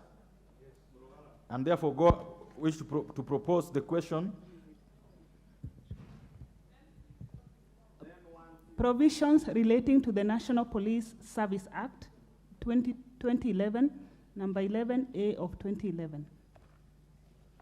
Honourable members, I wish to propose the question that the provisions relating to section 56A, including the insertion of a new subsection 1A immediately after the deletion and substitution of the provision in the proposed subsection 2, be part of the bill. The mover. Thank you, Mr. Chairman. Mr. Chairman, I move that the National Police Service Act, Act number 11A of 2011, be amended in section 56A as proposed on the order paper. The justification is that we need to empower the Cabinet Secretary to gazette regulations prescribing the modalities of a controlled delivery and the safeguards preventing abuse of the investigative techniques. Those regulations will actually come to Parliament. As regards the second proposed amendment, it is to limit the use of controlled delivery officers of the rank of inspector and above. Thank you. I propose the question that the provisions relating to the section 56A of the National Police Service Act 2011 be amended as proposed. The first bite on this will go to Honorable Shakil, who has almost similar amendments. Yes, thank you, Chair. The amendment is more or less similar, but with a slight, but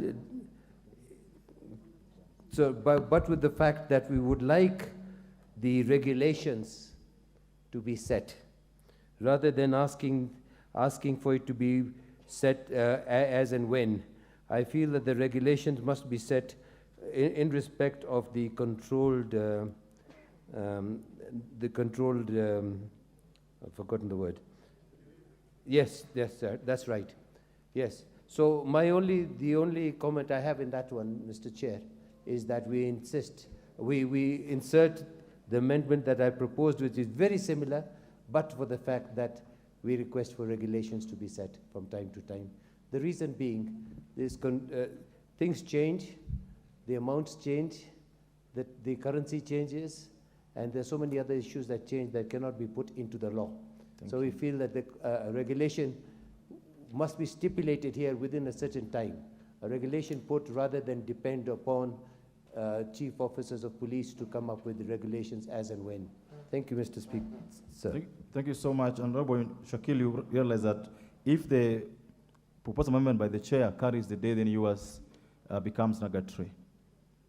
Members, I going to now put the question that the provisions relating to the section 56A of the National Police Service Act 2011 be amended as proposed by the Honorable Murugara.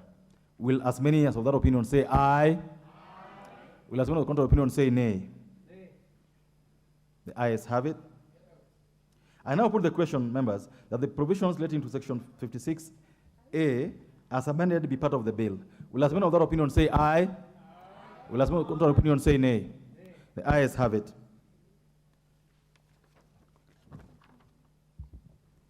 Provisions relating to the Ethics and Anti-Corruption Commission Act of 2011, number 22. Members, provisions relating to the Ethics and Corruption Commission do not have amendments. I therefore propose the question that the provisions relating to the Ethics and Anti-Corruption Commission Act of 2011, number 22 of 2011, be part of the bill. I now put the question that the provisions relating to the Ethics and Anti-Corruption Commission Act 2011 be part of the bill. Will as many of that opinion say aye? Aye. Will as many of that opinion say nay? The ayes have it. Provisions relating to the National Payment System Act of 2011, number 39. Honorable members, relating to the mutual legal assistance. My apologies. Provisions relating to the Mutual Legal Assistance Act of 2011, number 36.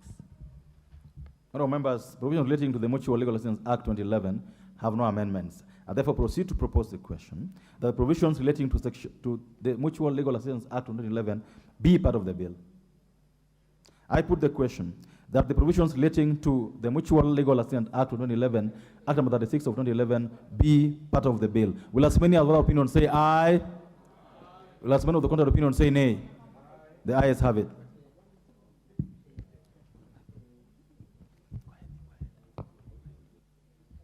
Provisions relating to the National Payment System Act of 2011, number 39 of 2011. Members, I propose the question that the provisions relating to Section 2 of the National Payment System Act of 2011 be part of the bill. Mover, Honorable Kuria. So, Honorable Chair, I beg to move that the National Payment Systems Act be amended as per the order paper. So, Honorable Chair, it has two sections. The first one is we are tightening up the definition as contained in the bill, and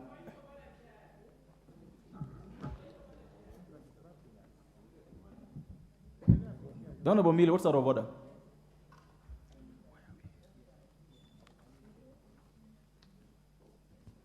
Thank you, Chair. Chair, I'm just requesting, because this is an omnibus bill, and so there are some bills which don't have amendments, and others, some acts that have amendments and others don't have, that when the movers are moving, can they please indicate in the order paper which page to enable us follow properly?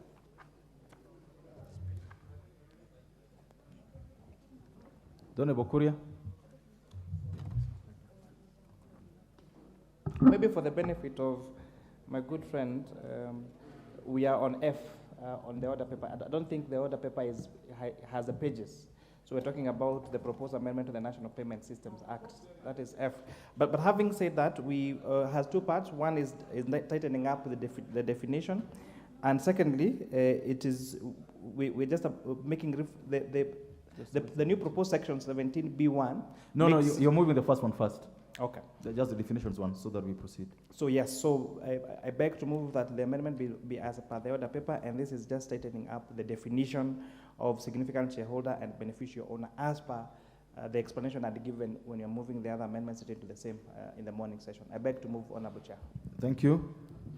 Members, this deals with the definition of beneficial owner and significant shareholder.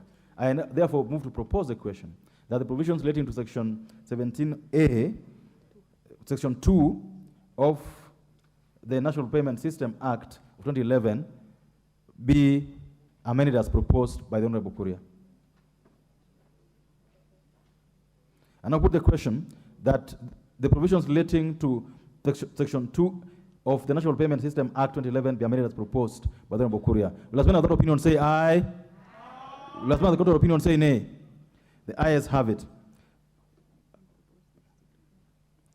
But I now propose the question that provisions relating to clauses 17A and 17B1 of the National Payment System Act be part of the bill. Honorable Kuria. Thank you, Honorable Chair. I beg to move that again Part 2 be amended as per the order paper. And Honorable Chair, this is where we are providing, we are replacing the word institution with payment service provider. So I beg to move that this amendment be done as per the order paper. Thank you. I propose the question that the provisions relating to Section 17A and 17B1 be amended as proposed. I put the question that the provisions relating to Section 17A. Yes, Honorable TJ Kajuan. You know, Honorable Millie had a point. First, now, you know, sugar is going down. And if you're not careful, we could just run too fast. This is the 17D. And as we began in the morning, in every of these clauses in which this language appears, we were doing on standard. The problem is, Chair, if we don't express ourselves on Hansard, the person who is going to do the volume copy will not have evidence that we have spoken to it. That is why we keep on repeating ourselves. And we would wish, even if the chair does not remember, we should help him to remember. And then, you know, he's moving it as the order paper. Now, the order paper is a very big one. So when he says so, some of us who are following and who are not in the committee, we are not able to follow him. But for now, in this one specifically, Mr. Chair, I ask that Section 2A contains the words, the person's home or property may, with a warrant, be searched. Thank you. Okay, Honorable Kajwang, that's okay, but we are not there yet. I'm sure you come at the right time. We are still 17B. We and B for Baba. Baba for the kinyozi.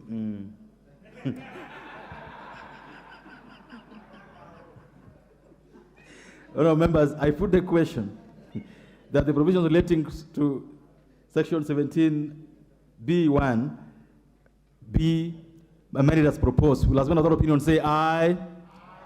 Does one of the contrary opinion say nay? The ayes have it.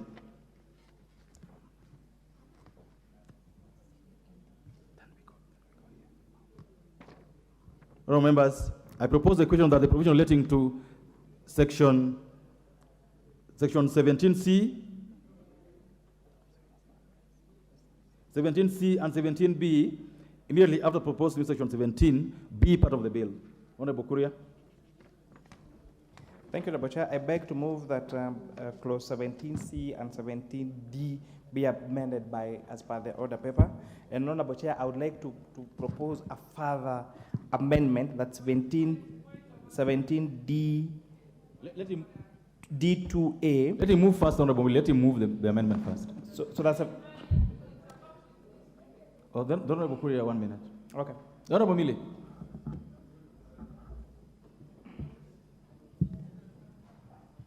Thank you, Chair. Chair, I wanted to request if he could move 17D by subclauses.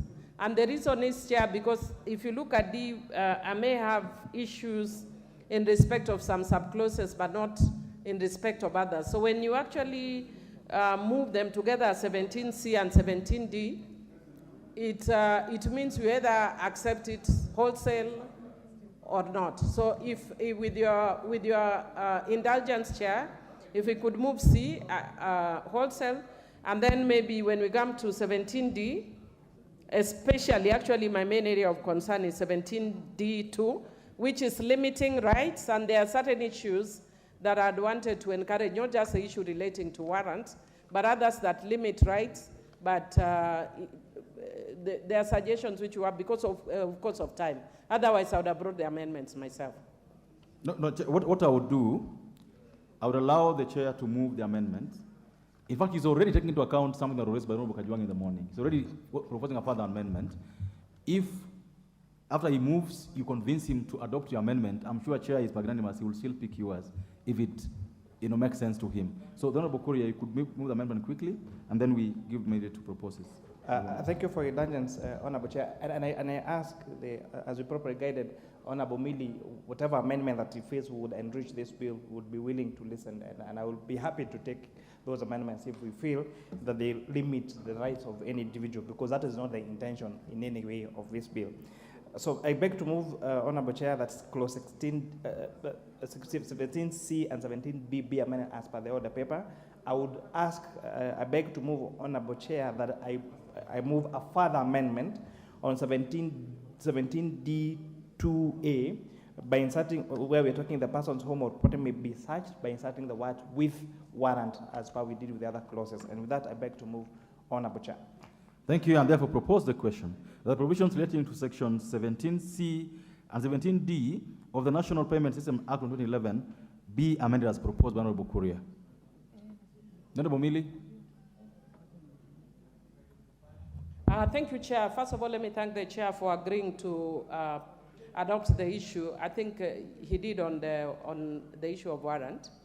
My concern is in 17DC, information relating to that person's financial, family, or private affairs, where required, may be revealed. Chair, my only concern is revealed to who? Like I was just actually seeing right now a news flash that Honorable Paranya has been arrested by EACC and is been found with the 13 or 14 title deeds. Chair, what is wrong with having title deeds? My issue is, even if I'm being investigated, it should be revealed to the investigating bodies, and there's very good wording throughout these proposed amendments.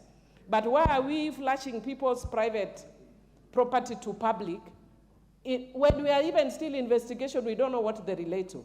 So what I wanted to ask is if we could adopt an amendment, information relating to that person's financial, family, or private affairs, where required, may be revealed to the relevant authorities. Because why are we revealing? Because when you leave it that, it means we reveal it to anyone and everyone. For what purpose?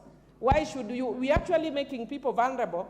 Because if my property is revealed and it's revealed that I'm very rich, then the next thing I may be getting thieves attacking me. And so even when we are even where we are limiting rights, I think we are overly limiting. Yeah. I think that was my main one. The other one, the chair has actually already adopted. Okay, this is what this is the guidance I want to give. I would plead with the chair. We allow, because you already moved a further amendment just now, so you can't move it further. I would request Honorable Mili to formally move that amendment, so that when we vote on this particular amendment, we vote for them wholesomely. So, Honorable Mili, if you could formally move your amendment. And this amendment, as I've heard you, is with regard to the new section 72D2C. 17D2C.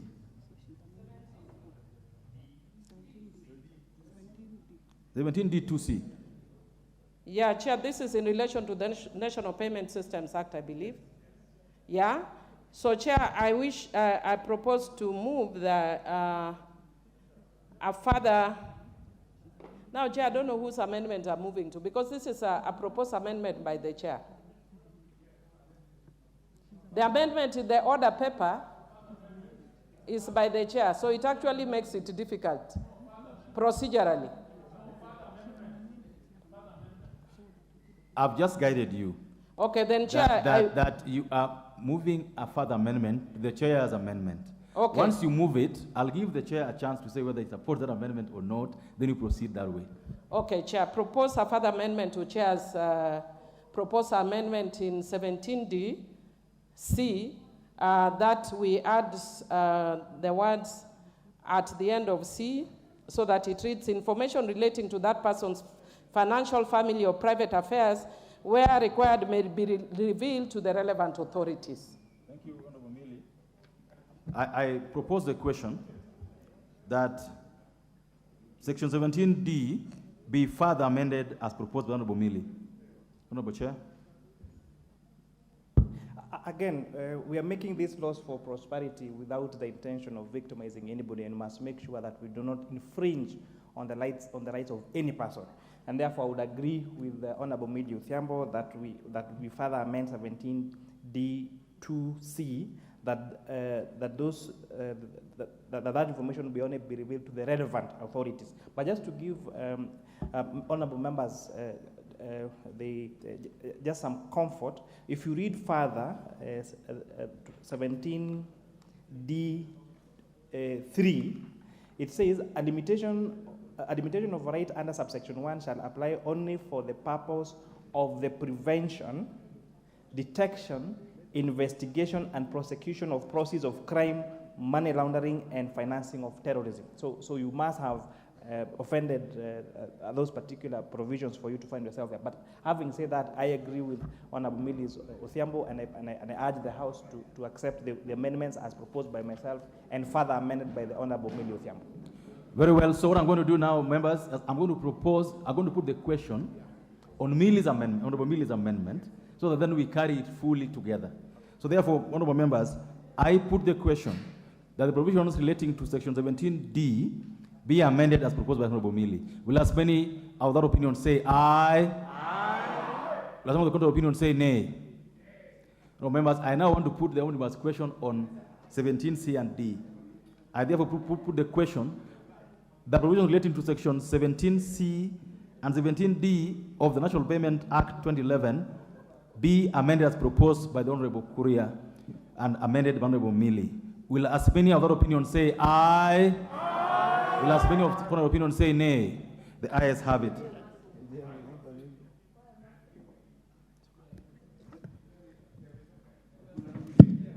Provisions relating to the Limited Liability Partnership Act of 2011. Honorable members, I propose the question that provisions relating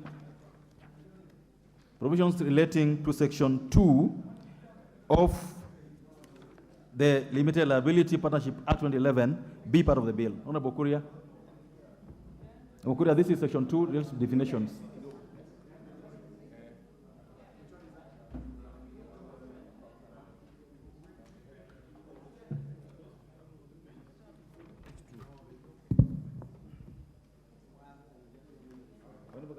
If you remember where we are, 17, where you read 17D, if you flip the page, there's G, somewhere there, G. Oh, yes. Did you see it? Yes, G. Okay. Honorable Chair, I beg to move the amendment as per the order paper on G, that in section 2 of the proposed amendment to the Limited Liability Partnerships Act, by deleting the proposed new definition, beneficial owner, and substituting therefore the following new definition. The definition beneficial owner has a meaning assigned to it under the Companies Act. Honorable Chair, the proposed definition under the Limited Liability Partnership Act is unnecessary repetition. And by doing the cross-referencing, the Companies Act remains as a substantive legislation on the definition for the purposes of that citation. And that I beg to move, Honorable Chair. Very clear. I propose a question that provisions relating to section 2 of the Limited Liability Partnerships Act be amended as proposed by the Honorable Kuria. The Honorable Milli. Chair, I'm just wondering, for purposes of legislative elegance, all the other bills that we are doing, that we are proposing amendments, have actually gone this direction that the honorable member is moving away from. I'm not saying that what he's doing is wrong, it's actually right, but I'm just wondering, because perhaps we may not clean it now, but for purposes of the subsequent ones that are remaining, can we go the same way? Because we will have some referring to the Companies Act and others giving the full definitions. Perfect. But otherwise I support. Perfect. Yeah. Members, I put the question that the provisions relating to section 2 of the Limited Liability Partnerships Act be amended as proposed by Honorable Kuria. Will as many as honorable opinion say aye? Aye. Will as many of the contrary opinion say nay? The ayes have it.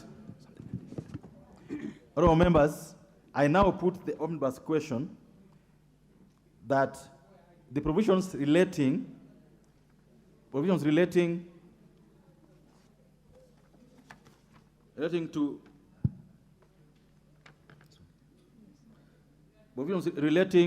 to the National Payment Systems Act 2011 and those relating to the Limited Liability Partnership Act be as amended, be part of the bill? Will as many of that opinion say aye? Will as those of that opinion say nay? The ayes have it. Provisions relating to the Companies Act of 2015, number 17. Honorable members, I propose the question that provisions relating to sections 992A of the Companies Act be part of the bill. Honorable Murugara. Thank you, Mr. Chairman. Mr. Chairman, I move that the proposed amendment to new section 992A of the Companies Act be made as shown on the order paper. The justification is twofold. Number one, to harmonize the period which a local representative of a foreign company is required to retain the records relating to the company with a period of 7 years prescribed for by local companies legislation and limited liability partnerships, also to take care of the Limitation of Actions Act. I propose the question that the provision relating to section 992A of the Companies Act be amended as proposed by Honorable Murugara. The Honorable Shakil Shabir, you have an amendment that is similar to this. I will let you have a chance on this.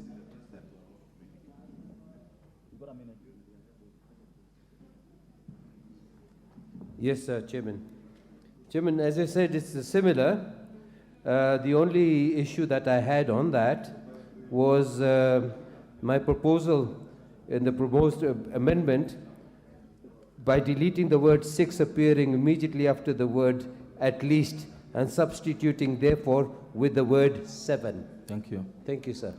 Members, I now put the question that the provisions relating to section 992A of the Companies Act 2015 be amended as proposed. Will another opinion say aye? Will another opinion say nay? The ayes have it.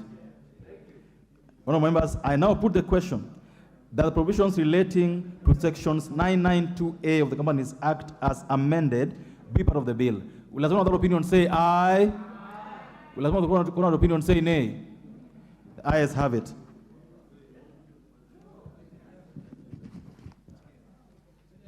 Provisions relating to the Prevention of Terrorism Act, number 12 of 2012.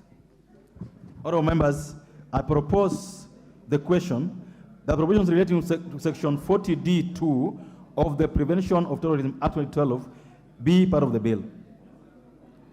Mover.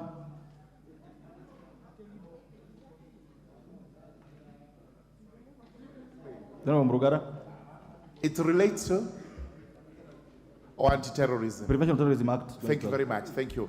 Mr. Chairman, I beg to move that the proposed amendment to section 40D2 as shown on the order paper of the Prevention of Terrorism Act, Act number 30 of 2012, be made as shown on the order paper. The justification is that we intend to include the Director of the National Counter-Terrorism Center as a member of the Counter-Financing of Terrorism and the Interministerial Committee. Members, I propose the question that the new section 40D2 of the Prevention of Terrorism Act be amended as proposed by Honorable Murugara. Members, I put the question that the provisions relating to section 40D2 of the Prevention of Terrorism Act 2012 be amended as proposed by Honorable Murugara. Will as many of that opinion say aye? Does anyone of the contrary opinion say nay? The ayes have it.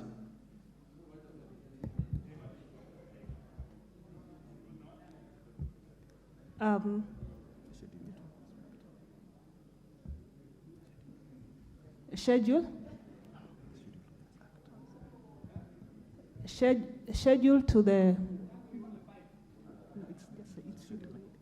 Okay. Members, before we go to the schedule, then I therefore put the question that the provisions relating to section 40D2 of the Prevention of Terrorism Act 2012 as amended part of the bill.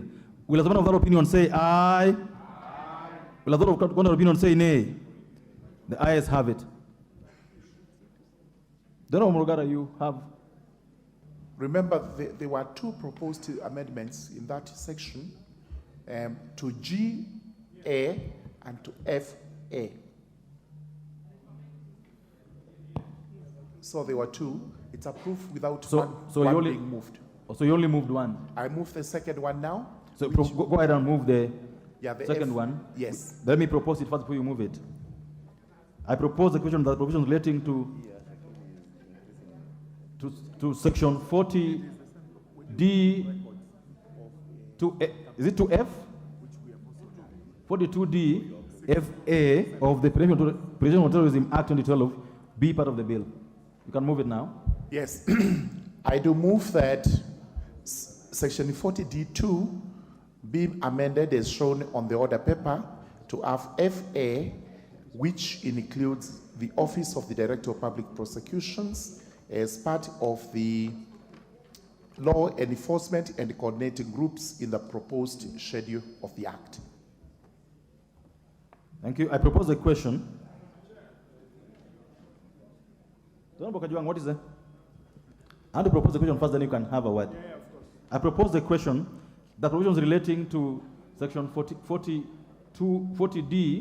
2FA be amended as proposed by the Honorable Murugara. Honorable Kajuang? No, it's just all right. But, Chair, we are struggling. Our order papers have realized it's not the same. Because I was just about to consider what I think may have been called the schedule. I would have thought that the chair was going to move what is G here, the new amendment on 4A. But we'll come to that just after this. And so, Chair, where are we?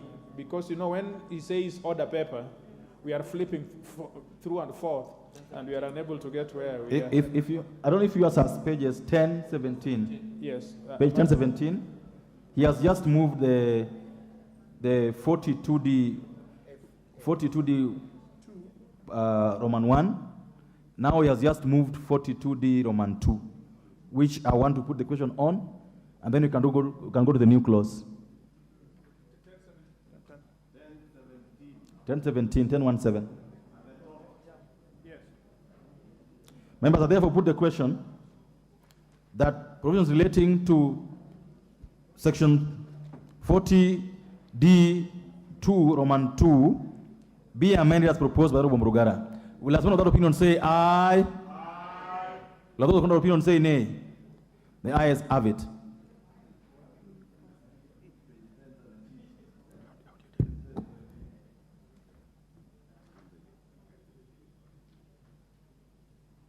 All right, members, I propose the question that the provisions related to the new section 4A, the Law Society of Kenya Act 2014, be part of the bill.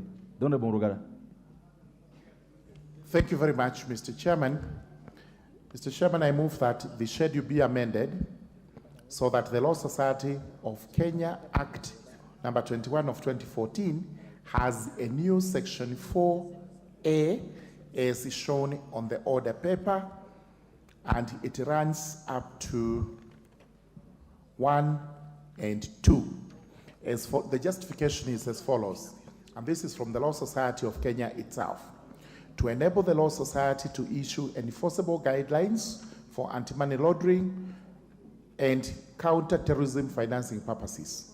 The amendments shall come into effect 6 months from the date of the enactment, so as to allow the Law Society to do the following. Number A, sensitization of LSK members on the new requirements.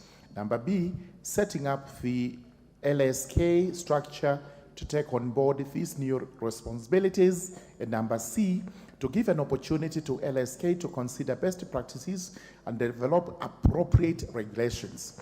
The regulations are going to be developed under subsection 2, paragraph D, which is the concern Honorable Kajuang had as regards the specific regulations, guidelines, directions, and rules which apply to this particular new provision. So it is clearly covered by the proposed amendment. Thank you. Honorable Chair, before you take your seat, would you just move that amendment to be now read a second time? Honorable Chair, I therefore move that the schedule to the bill be amended through the Law Society of Kenya Act 2014 by inserting the new section 4A as shown on the order paper, and this be read a second time. Members, I propose the question that the new section, the new section 4A, the Law Society of Kenya Act, be now read a second time. Is Honorable Millie? Thank you, Chair. Chair, I just want to request for purposes of the future that we get paginated documents, because I wanted to make a reference and seek clarity from the Chair. I don't know if it was the Advocates Act that talked about the advocate-client confidentiality and how it then relates with this provision. Because unfortunately, because of the way this is put, I don't know if I saw it here or whether I saw it in the bill, but that had the issue of advocate-client confidentiality. And then at the same time, I'm seeing this one does not protect the advocate-client confidentiality. Personally, I don't care either way. I don't practice anymore.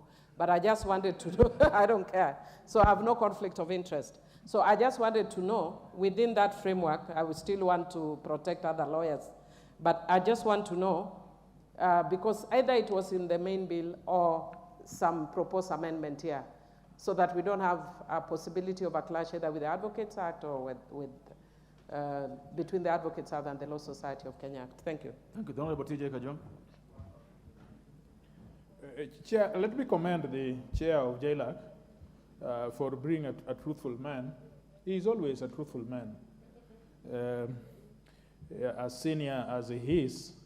But today he has shown there is evidence. Yes, today he has given evidence that he surely is truthful, that he has moved amendments.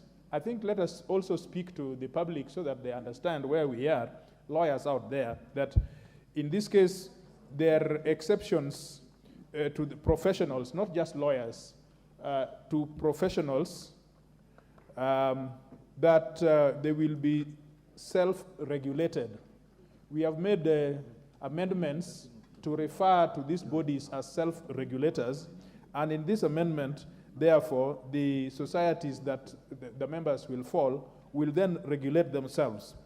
Further, the issue of self-regulations, I mean, issuing of regulations, which I see here on D, is very important because without those regulations, even LSK is unable, it would be issuing orders in futility were it not to have regulations which are supervised by this House. Because in delegated legislation, you will find that the regulations that they will produce will still come back to us so that we are able to oversight. So I want to, but Chair, having supported that, the last thing, I go back to what Honorable Millie Mabona is saying, that there was an issue about advocate-client's confidentiality, and the fact that if I tell Honorable Shakil that he is stealing, or that I warn him that this must be proceeds of crime, that does not amount to tipping off.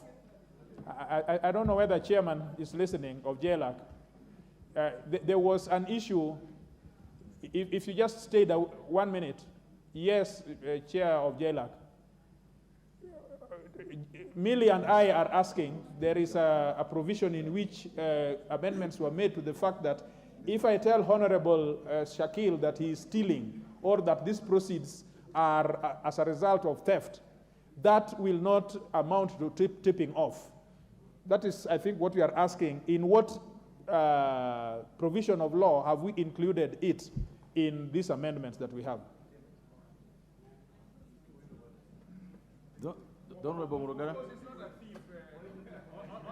Thank you. Let me answer those questions.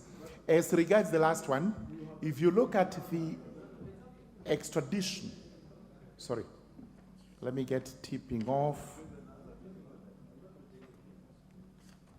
Chairman, as you look at your notes, allow Honorable Shakil 1 minute. Yes, as he does that, I'm looking at my... Chairman, thank you for allowing me to speak. Chairman, this particular issue of confidentiality caused a big problem in the last parliament, especially towards December, in that when we went to the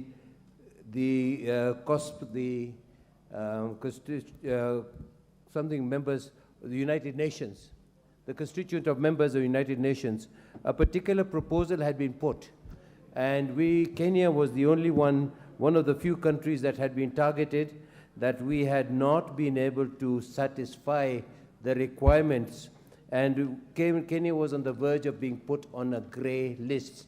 However, the wisdom of Parliament and the Speaker at the time, we did pass that particular amendment or that particular clarification that Honorable Kajwang is now talking about, and what the chair of JLAC is talking about.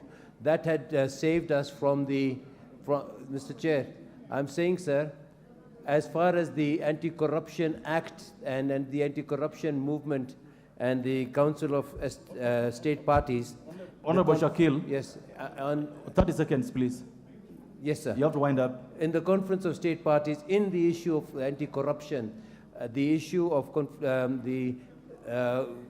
the issue that on confidentiality had caused a bit problem, but it was then sorted out from the point of view that the chair is now presenting. So I support it, and I do suggest that we make it very clear that Kenya is very much in line with the requirements of the UNCAC declaration on corruption in respect of the advocates and the confidentiality of clients. Thank you, sir.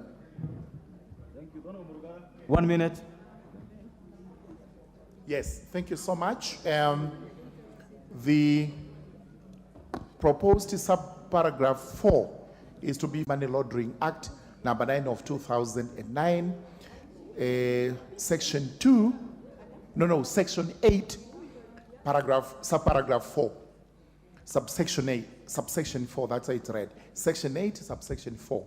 The one that says the act of a lawyer, notary, or other independent legal professional seeking to dissuade, telling a client not to do what is wrong, from engaging in a illegal activity does not constitute the offense of tipping off under this section. Thank you. That's the one he wanted to know. As regards confidentiality, Millie, this we actually have it in the old act, but Law Society went to court and had that particular provision suspended.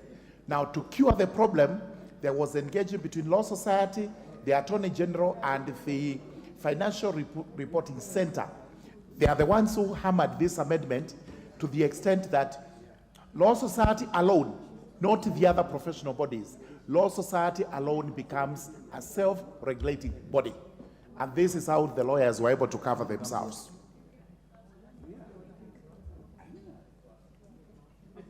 Thank you so much. Honorable members, I put the question now that the new section 4A of the Law Society of Kenya, Act number 2014, be now read a second time. Will anyone of that opinion say aye? Does anyone of that opinion say nay? The ayes have it. Honorable members, I propose the question that the new section 4A, Law Society of Kenya, Act number 2014, be part of the bill. I now put the question that the new section 4A, Law Society of Kenya, Act 2014, be part of the bill. Does anyone of that opinion say aye? Does anyone of the contrary opinion say nay? The ayes have it. Clause 2. Honorable members, I propose the question that the provision relating to clause 2 be part of the bill. I now put the question that the provision relating to clause 2 be part of the bill. Will anyone of that opinion say aye? Will anyone of the contrary opinion say nay? The ayes have it. A title. Honorable members, I propose that the title be part of the bill. Be the title of the bill. I now put the question that the title be the title of the bill. Will anyone of that opinion say aye? Will anyone of the contrary opinion say nay? The ayes have it. Clause 1. Honorable members, I propose the question that clause 1 be part of the bill. I now put the question that the provision relating to clause 1 be part of the bill. Will anyone of that opinion say aye? Will anyone of the contrary opinion say nay? The ayes have it. Honorable members, I now call upon the mover the bill to report. Majority Leader. Majority Leader.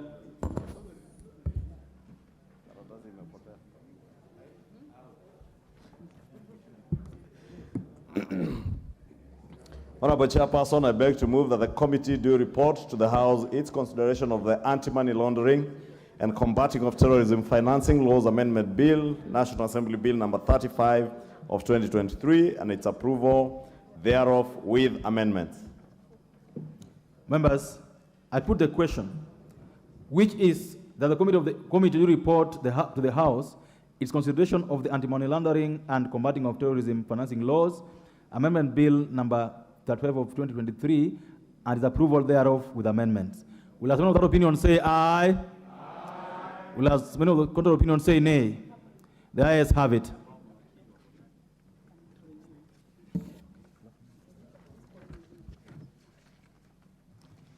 Hello, members, thank you so much. We have just finished the Anti-Money Laundering and Combating of Terrorism Financial Laws Amendment Bill.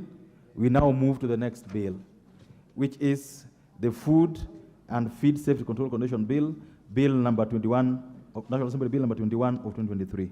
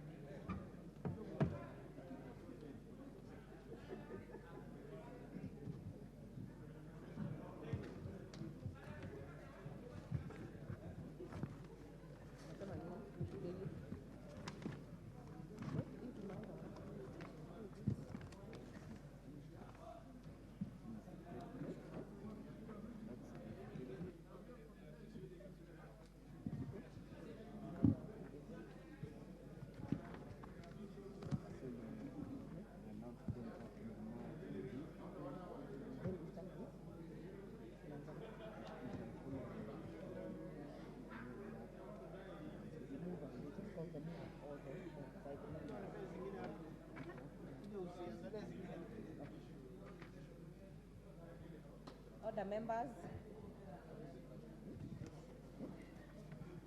Order, members.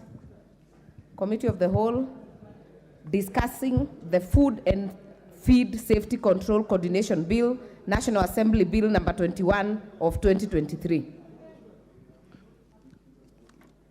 Clause 3. Honorable Karoli. No, you propose first. You propose. I'm sitting in for him. I'm sitting in for him.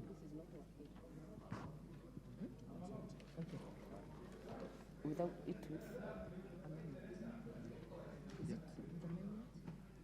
you use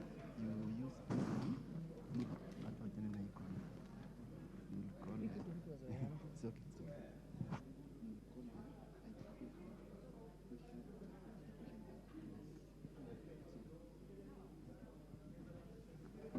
I propose the question that clause 3 be part of the bill. Mover.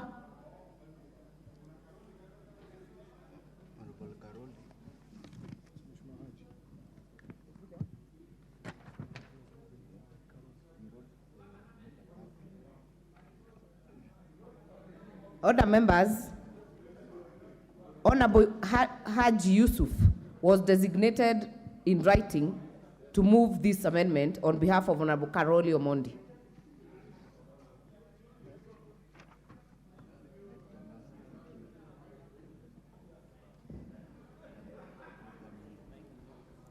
Okay, thank you, Speaker.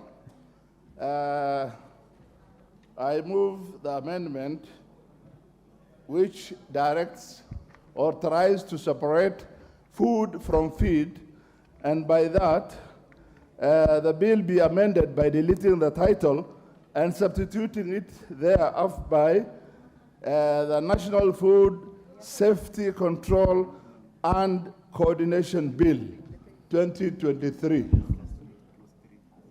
Honorable member, we are moving the amendment under clause 3. Clause 3. Initially to be moved by Honorable Karoli Omondi. Yeah, there's clause 3, yeah. Yeah, that I move that the bill be amended by deleting clause 3 and substituting therefore the following new clause. That is, establishing, the objective of this act is establishing a national framework through the Office of the Food Safety Controller for the effective coordination of the competent authority in performing or in the performance of their function. B, enhance transparency and accountability in the implementation of the official control. Just for guidance, these amendments are listed on the order paper. If you could simply note, amended as listed on the order paper. Okay. I now propose the question that clause 3 be amended as proposed by Honorable Haji on behalf of Honorable Karoli Omondi. I now put the question that clause 3 be amended as proposed. Will as many as are of that opinion say aye? Will as many as are of a contrary opinion say nay? Nay. The nays have it. I now... Order, members. Order. Order. I now put the question that clause 3 is amended. No, it can't be. It's been dropped.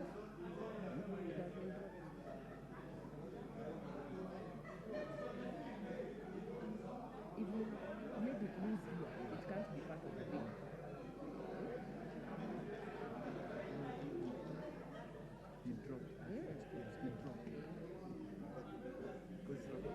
I now put the question that clause 3 be dropped. Will as many as are of that opinion say aye? Will as many as are of a contrary opinion say nay? The ayes have. Clause 4. I propose the question that clause 4 be part of the bill.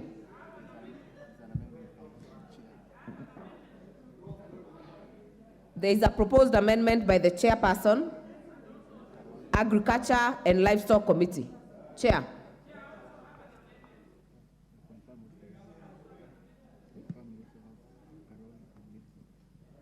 There is also, wait, Yeah, Honorable Chair, I propose... Just wait, Honorable Chair, just for the comfort of Honorable Mili.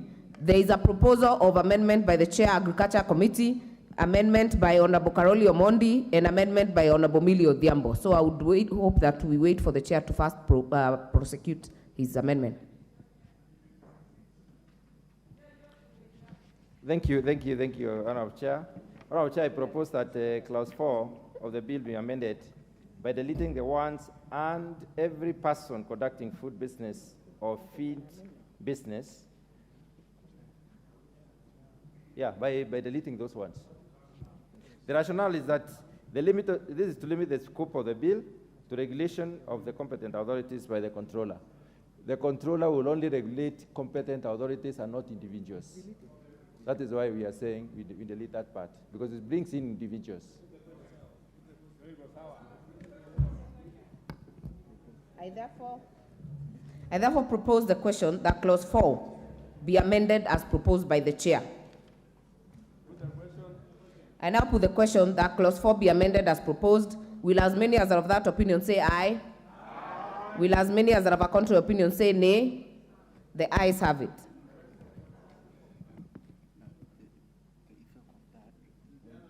I now...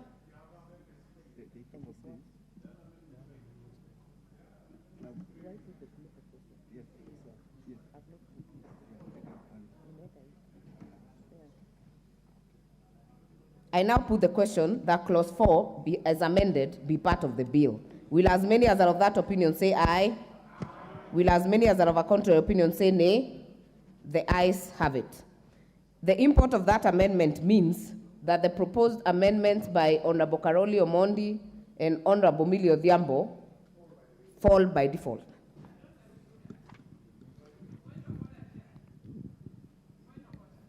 What is it, Honorable Mili? Chair, I really don't think so, because the amendments are not actually the same in substance.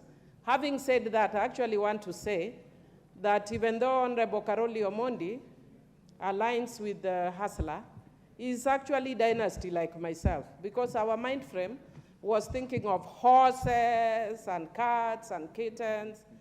But Honorable Nyikal, who has a mind which is a bit different, persuaded me that when you talk animals here, which is feed, then you are talking chicken and goats and cows.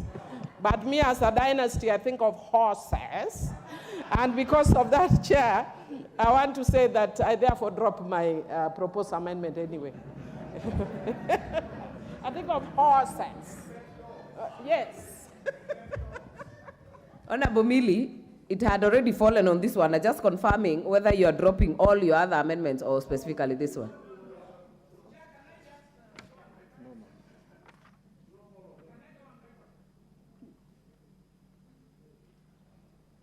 Chair, I am not dropping all my amendments, and the reason is I'm a very diligent member.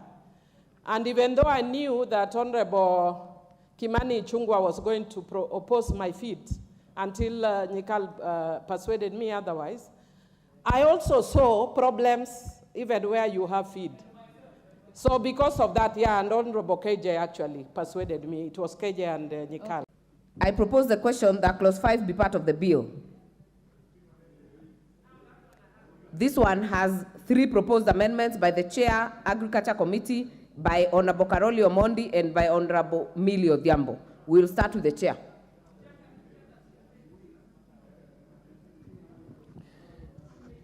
Honorable Chair, I propose that clause 5 of the bill be amended as follows.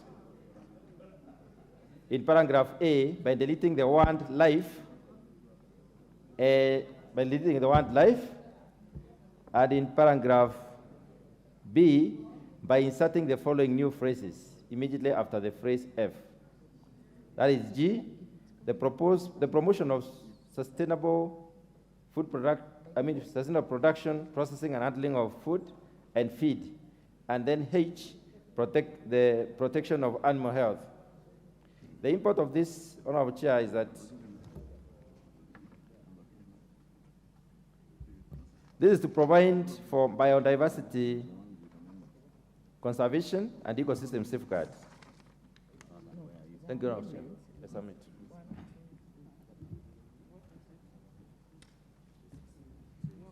I now propose the question that clause 5 be amended as proposed by the Chair. I now put the question that clause 5 be amended as proposed by the Chair. Will as many as are of that opinion say aye? Aye. Will as many as are of a contrary opinion say nay? The ayes have it. Next clause. Order. Is Karoli? Honorable Haji.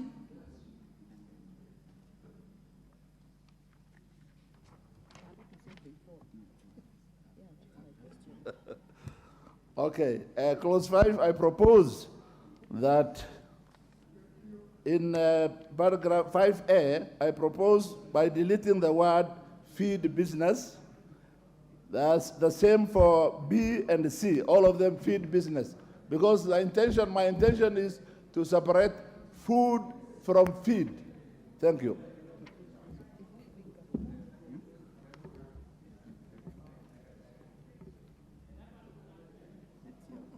I then propose the question that clause 5 be amended as proposed by Honorable Haji on behalf of Honorable Karoli Omondi.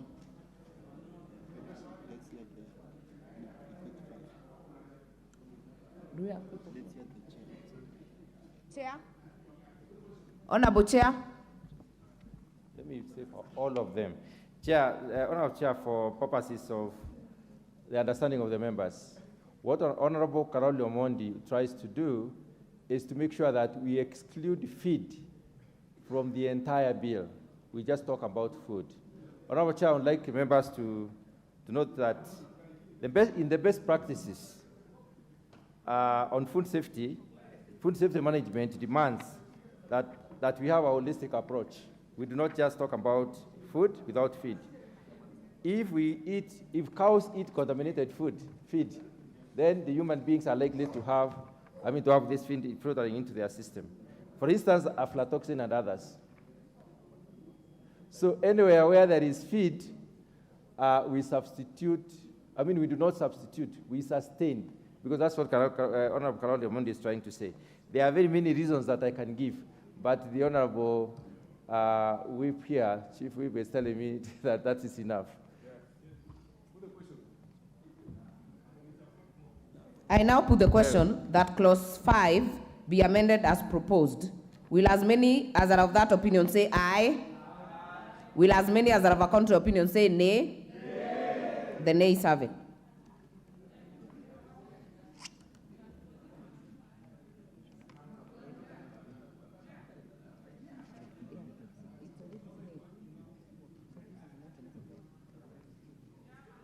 Honorable Mili?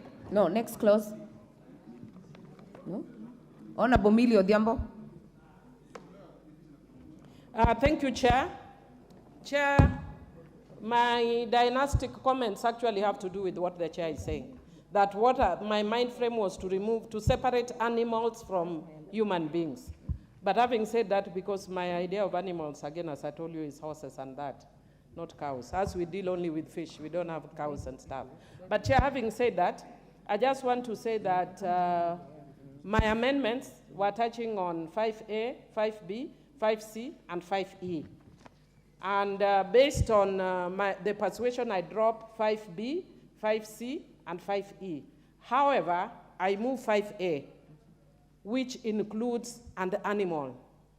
So because when we are talking about human and animal, in that paragraph we are excluding animals. So I just want us to add an animal after the words the protection of human and after the words life and death, so that the feed also includes animal. Okay. That is okay. Well prosecuted. Chair, do you have anything to say to that? Animal everywhere. Chair, I think we will be forced to add animal everywhere. And in the definition sections, we have defined properly what feed is all about. So we don't need to add animal anywhere. On the other hand, Chair, there was also an amendment on the same clause 5C, which deletes the and after paragraph E. That is by deleting the word and immediately after the word feed business in subclause E. So that also needs to be to accompany. But if we add animal, we will be forced to add animal everywhere in the bill. And we have clearly defined what we mean by feed. Feed is livestock feed, livestock food. Yeah. Order members, I now put the question that clause 5 be amended as proposed by Honorable Mili Odhiambo. Will as many as are of that opinion say aye? Will as many as are of a contrary opinion say nay? The nays have it. Next clause. Part 1.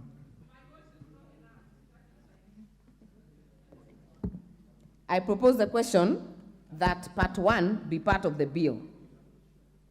Mover. Honorable Mili Odhiambo.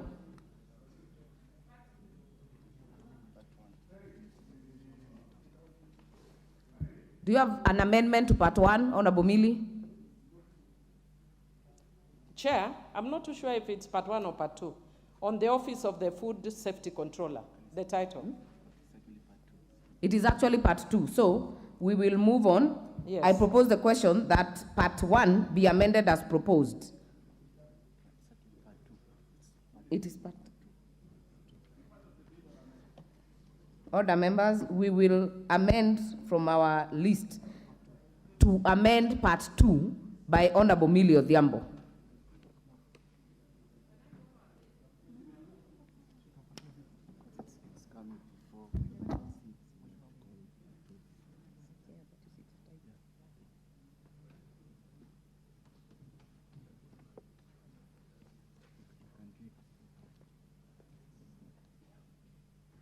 Part 2, Honorable Mili Odhiambo, is on Office of the Food Safety Controller.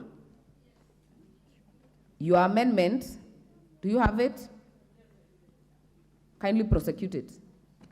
Yes, Chair. I beg to move that we amend part 2 so that it reads the Office of the Food and Feed Safety Controller, because it's not just about now food, it's food and feed safety controller. I propose.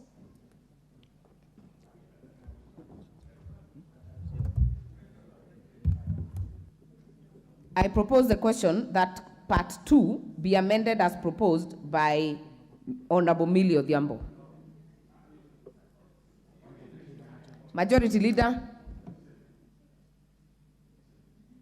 Honorable Speaker, I support.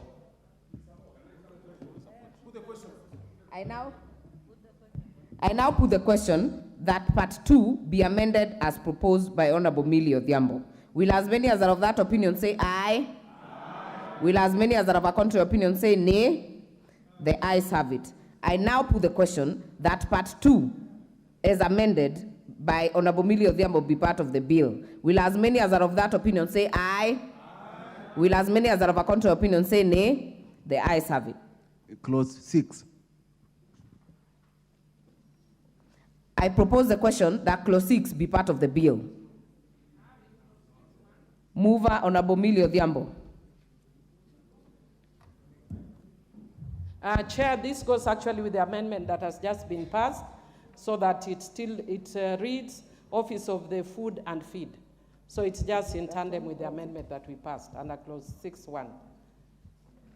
I propose the question that clause 6 be amended as proposed by Honorable Millie Odhiambo. Chair? Okay. I support the Honorable Chair. I therefore put the question that clause 6 be amended as proposed by Honorable Millie Odhiambo. Will as many as are of that opinion say aye? Aye. Will as many as are of a contrary opinion say nay? The ayes have it. I now put the question that clause 6 as amended be part of the bill. Will as many as are of that opinion say aye? Aye. Will as many as are of a contrary opinion say nay? The ayes have it. Next clause. Clause 7. I now propose the question that clause 7 be part of the bill. Mover, Honorable Millie Odhiambo. Thank you, Chair. Chair, again, clause 7162, just do the same by providing for food and feed. So the amendment is just putting food and feed, because we have actually changed the title to food and feed, so it's just doing that. I now put the question that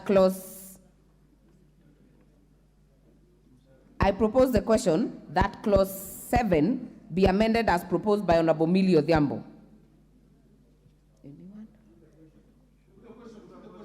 I now put the question that clause 7 be amended as proposed by Honorable Millie Odhiambo. Will as many as are of that opinion say aye? Aye. Will as many as are of a contrary opinion say nay? The ayes have it. I now put the question that clause 7 as amended be part of the bill. Will as many as are of that opinion say aye? Aye. Will as many as are of a contrary opinion say nay? The ayes have it. Clause 8. Honorable Kasim, what is out of order?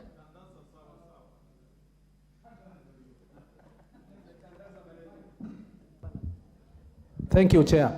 Is Honorable Millie in order that she puts an amendment where we say aye and she keeps quiet because she's used to saying nay? Is she in order? Order, Honorable Tandaza. Honorable Millie Odhiambo, you have very many upcoming amendments. We will be looking at your mouth when we are voting. Next clause.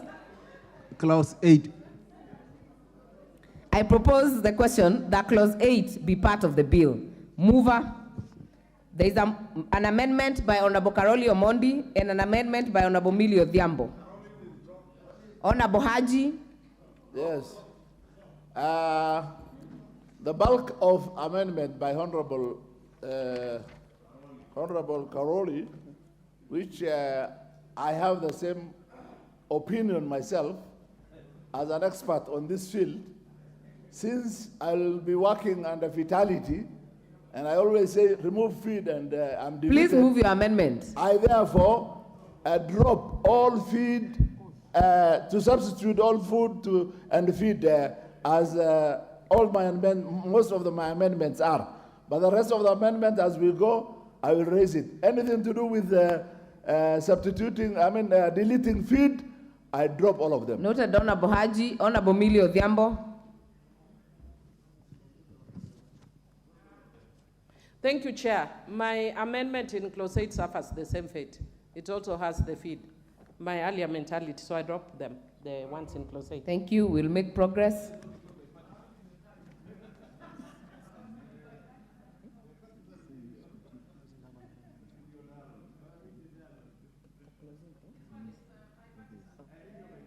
We will now move clause 8 as having no amendment, and I propose the question that clause 8 be part of the bill. I now put the question that clause 8 be part of the bill. Will as many as are of that opinion say aye? Will as many as are of a contrary opinion say nay? The ayes have it. Clause 9. I propose the question that clause 9 be part of the bill. Mover, we have three proposed amendments. Chair, Agriculture, Honorable Karoli Omondi, Honorable Millie Odhiambo. What is out of order? Honorable Osoro, what is out of order? Honorable Chair, there's a stranger in the house, yeah? About a month ago or so, she was looking different than what she is today. And I think it's important for us to welcome her officially in a very special way. Yeah. Who is that? Who are you referring to? Honorable Cynthia. Yes. Muge. Other members, I also join you to welcome Honorable Cynthia Muge back. I also want to confirm I have seen the bouncing baby boy. Congratulations. Other members, we will make progress. Chair, Agriculture Committee, there is also an amendment by Honorable Karoli Omondi and an amendment by Honorable Millie Odhiambo. Okay. Wait, Honorable Chair. I'll give Honorable Cynthia Muge 1 minute to just say thank you. 1 minute, Honorable Cynthia. Thank you, Madam Chair. Thank you, Madam Chair. Let me take this opportunity to say I miss this house, and it's a pleasure to be back so that I can be able to transact business. I want to say special thank you for being very traditional and coming to my house to say hi to my baby boy. We thank God for good health, and Honorable Leader of Majority will not be worried anymore. Honorable Soro, your reminder messages will not be going in vain. I'll be showing up when you need me to show up. Thank you, Madam Speaker. With that, I thank God. And I missed all of you, like seriously missed you. Thank you. Welcome back. Honorable Chair, please move your amendments. Thank you, Honorable Chair. I move that clause 9 of the bill be amended as follows. Subsection A in subclause D, by deleting the word in and substituting therefore the word of and inserting the words official control immediately after the feed safety. The reason is that to limit the scope of exercise of official control by the controller. Also, Honorable Chair, I would like to further on move an amendment in subclause I of clause 9 by inserting the words coordination of official control immediately before the words food safety. The justification is that this is to limit the scope of exercise of official control by the controller. Thank you, Honorable Chair. I now propose the question that clause 9 be amended as proposed by the chair. I now put the question that clause 9 be amended as proposed by the chair. Will as many as are of that opinion say aye? Will as many as are of a contrary opinion say nay? The ayes have it. I now put the question that clause 9 as amended be part of the bill.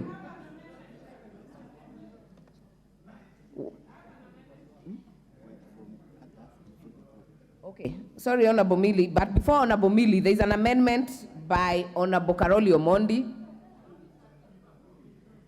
Is it still on or have you dropped it? It has been dropped. So Honorable Millie, kindly prosecute yours. Oh, this is a global question. Thank you, Chair. As I'd agreed, first of all, let me congratulate Honorable Cynthia. The last time I saw her in Bahrain, and she was very fat. And I got a baby girl dress, so I'm a bit disappointed. I was hoping it's a girl, but it's okay. He can still wear the baby girl dress until he becomes big. But Chair, my proposed amendment, I drop all except H. And in H, it provides currently prepare an annual report on the state of food safety in Kenya. If you don't say food and feed, it means the only report that will be given will be on food.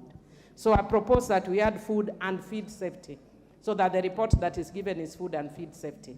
That's my proposed amendment, Chair. Chair. Chair. Honorable Chair, we adopt that proposal. I now propose the question that clause 9 be amended as proposed by Honorable Millie Odhiambo. I now put the question that clause 9 be amended as proposed by Honorable Millie Odhiambo. Will as many as are of that opinion say aye? Aye. Will as many as are of a contrary opinion say nay? The ayes have it. I now put the question that clause 9 as amended be part of the bill. Will as many as are of that opinion say aye? Aye. Will as many as are of a contrary opinion say nay? The ayes have it. Clause 10. Clause 10 has no amendment. I now propose the question that clause 10 be part of the bill. I now put the question that clause 10 be part of the bill. Will as many as are of that opinion say aye? Aye. Will as many as are of a contrary opinion say nay? The ayes have it. Clause 11. Clause 11 has an amendment. I propose the question that clause 11 be part of the bill. Mover, Honorable Millie. Thank you, Chair. Chair, I propose that the clause 11 be amended by adding a new subclause 4A that allows a person who is dissatisfied with the decision of the Public Service Commission to appeal to the High Court within 30 days.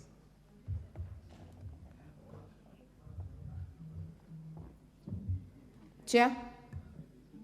Wait, I now propose the question that clause 11 be amended as proposed by Honorable Millie Odhiambo. Chair.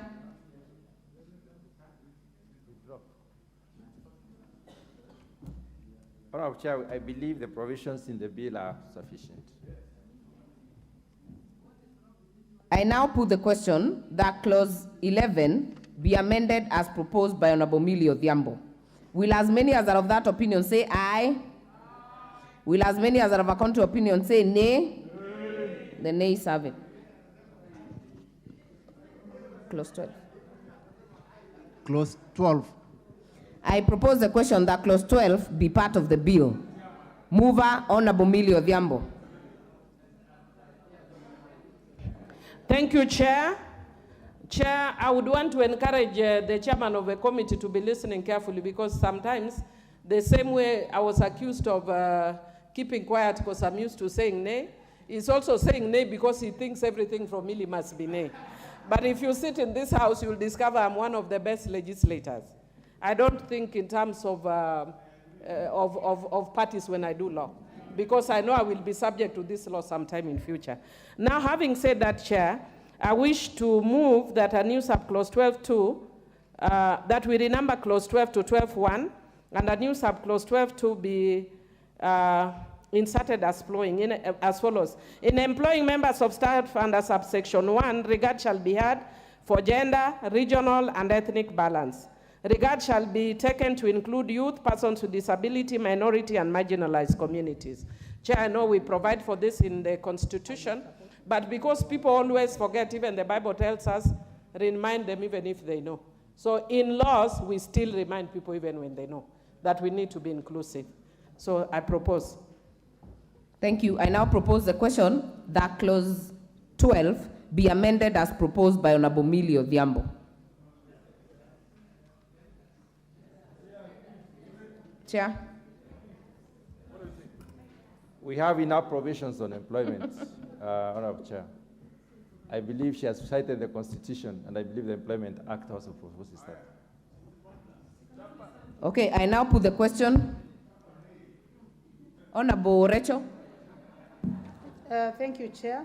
Just to support the chairman of the committee, and with a lot of respect to the Honorable Mili, that this matter is covered in other laws. There is no need to over-legislate. I now put the question that clause 12 be amended as proposed by Honorable Millie Odhiambo. Will as many as are of that opinion say aye? Will as many as are of our contrary opinion say nay? The nays have it.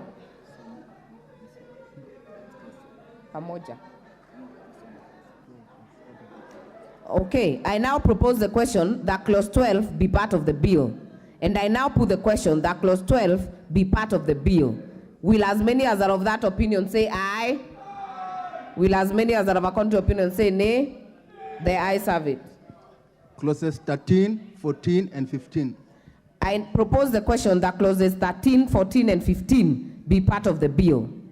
I now put the question that clauses 13, 14, and 15 be part of the bill. Will as many as are of that opinion say aye? Will as many as are of a contrary opinion say nay? The ayes have it. Part 3.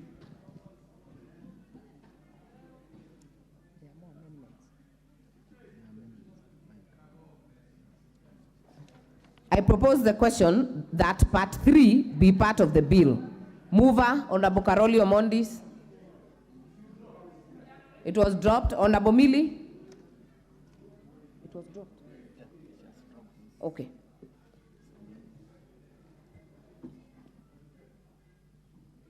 Also dropped, Chair. Yeah.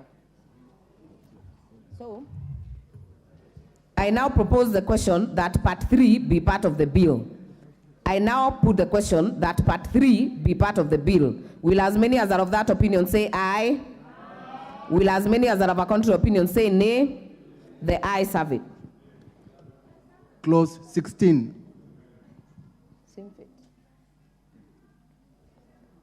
I propose the question that clause 16 be part of the bill. They were dropped. So pronounced. Honorable Haji, dropped. Okay, Honorable Millie Odhiambo, dropped. Okay, I then propose the question that clause 16 be part of the bill. And I now put the question that clause 16 be part of the bill. Will as many as are of that opinion say aye? Will as many as are of a contrary opinion say nay? The ayes have it. Part 4. I propose the question that part 4 be part of the bill. Honorable Honorable Haji, dropped.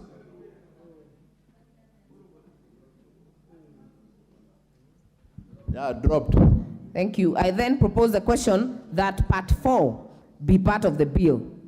I now put the question that part 4 be part of the bill. Will as many as are of that opinion say aye? Will as many as are of a contrary opinion say nay? The ayes have it.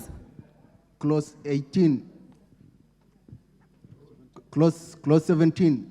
I propose the question that clause 17 be part of the bill. I now put the question that clause 17 be part of the bill. Will as many as are of that opinion say aye? Will as many as are of a contrary opinion say nay? The ayes have it. Part 5. I propose the question that part 5 be part of the bill. Mover, Honorable Millie. Chair, I do note that that was actually a typo. What I'd intended was part 4, and actually dropped in the same spirit. So that also is dropped. I propose the question that part 5 be part of the bill. I now propose the question that part 5 be part of the bill. Will as many as are of that opinion say aye? Will as many as are of a contrary opinion say nay? The ayes have it. Clause 18. I propose the question that clause 18 be part of the bill. Mover, Honorable Haji, dropped? No. 18 by adding number 1, controller shall verify that a competent authority has a mechanism to enforce the requirement of food safety and food safety in accordance with the international standards of food safety. I propose the question that clause 18 be amended as proposed by Honorable Yusuf Haji. Chair. Honorable Chair, that amendment was already dropped. He dropped all the feed inclusion in the entire. Thank you. bill. Yeah. That is dropped. Honorable Millie Odhiambo, dropped. Chair, I know Honorable Soro used to sit behind me, and now that he has changed positions, he's very excitable. Relax, you might just find yourself here again. But having said that, Chair, I need the chair of the committee to listen on this. The other ones on feed have dropped, but on 18.2E, Chair, already the counties have been given the mandate under this bill for issuance of certificates, permits, and licenses. And I'm seeing under this, we are again giving the controller. So my concern is that we are actually going to have a clash of coordination. So my suggestion was to delete, if you can confirm, because it actually, in this bill, it appears the counties have the same mandate on issuance of certificates, permits, and licenses. And we are still giving the same to the controller. So that is my concern. If it can be confirmed that it is done to the county, then we are creating a clash of roles. So my proposal was a deletion. Okay. I propose then the question that clause 18 be amended as proposed by Honorable Millie Odhiambo. Majority Leader? Oh, Chair. Honorable Chair, there are two levels of licenses and certificates and permits. The controller will issue permits, certificates, and licenses to the competent authorities, and that's what you're referring to here. Not any other food handlers. So we drop that. I do not support that amendment. I now put the question that clause 18 be amended as proposed by Honorable Millie Odhiambo. Will as many as are of that opinion say aye? Will as many as are of a contrary opinion say nay? The nays have it. Clause 19, I propose the question that clause 19 be part of the bill. I propose the question that clause 18 be part of the bill. I now put the question that clause 18 be part of the bill. Will as many as are of that opinion say aye? Will as many as are of a contrary opinion say nay? The ayes have it. Clause 19. This has no amendments. I propose the question that clause 19 be part of the bill. I now put the question that clause 19 be part of the bill. Will as many as are of that opinion say aye? Will as many as are of a contrary opinion say nay? The ayes have it. Clause 20. I propose the question that clause 20 be part of the bill. We have two proposed amendments, Honorable Karoli, Honorable Millie Odhiambo. Honorable Haji, was it dropped? Oh, sorry. We have three proposed amendments by the chairperson, by Honorable Karoli, and by Honorable Millie Odhiambo. Honorable Chair. Honorable Chair, I propose amendment to clause 20, that clause 20 of the bill be amended in subclause 3 by inserting the ones and each county governor immediately after the phrase competent authority. The reason is that for inclusion of the county government in the transmittal of the audit report prepared by the controller.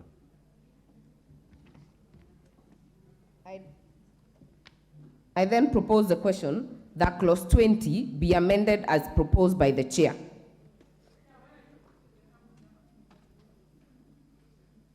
I now put the question that clause 20 be amended as proposed by the chair. Will as many as are of that opinion say aye? Will as many as are of a contrary opinion say nay? The ayes have it.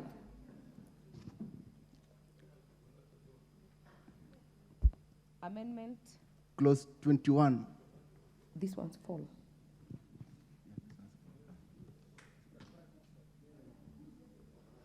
I propose the question that clause 21 be part of the bill. We have two proposed amendments. Honorable Karoli's dropped. Good. Honorable Millie. Then we'll move it as without amendments. I propose the question that clause 21 be part of the bill.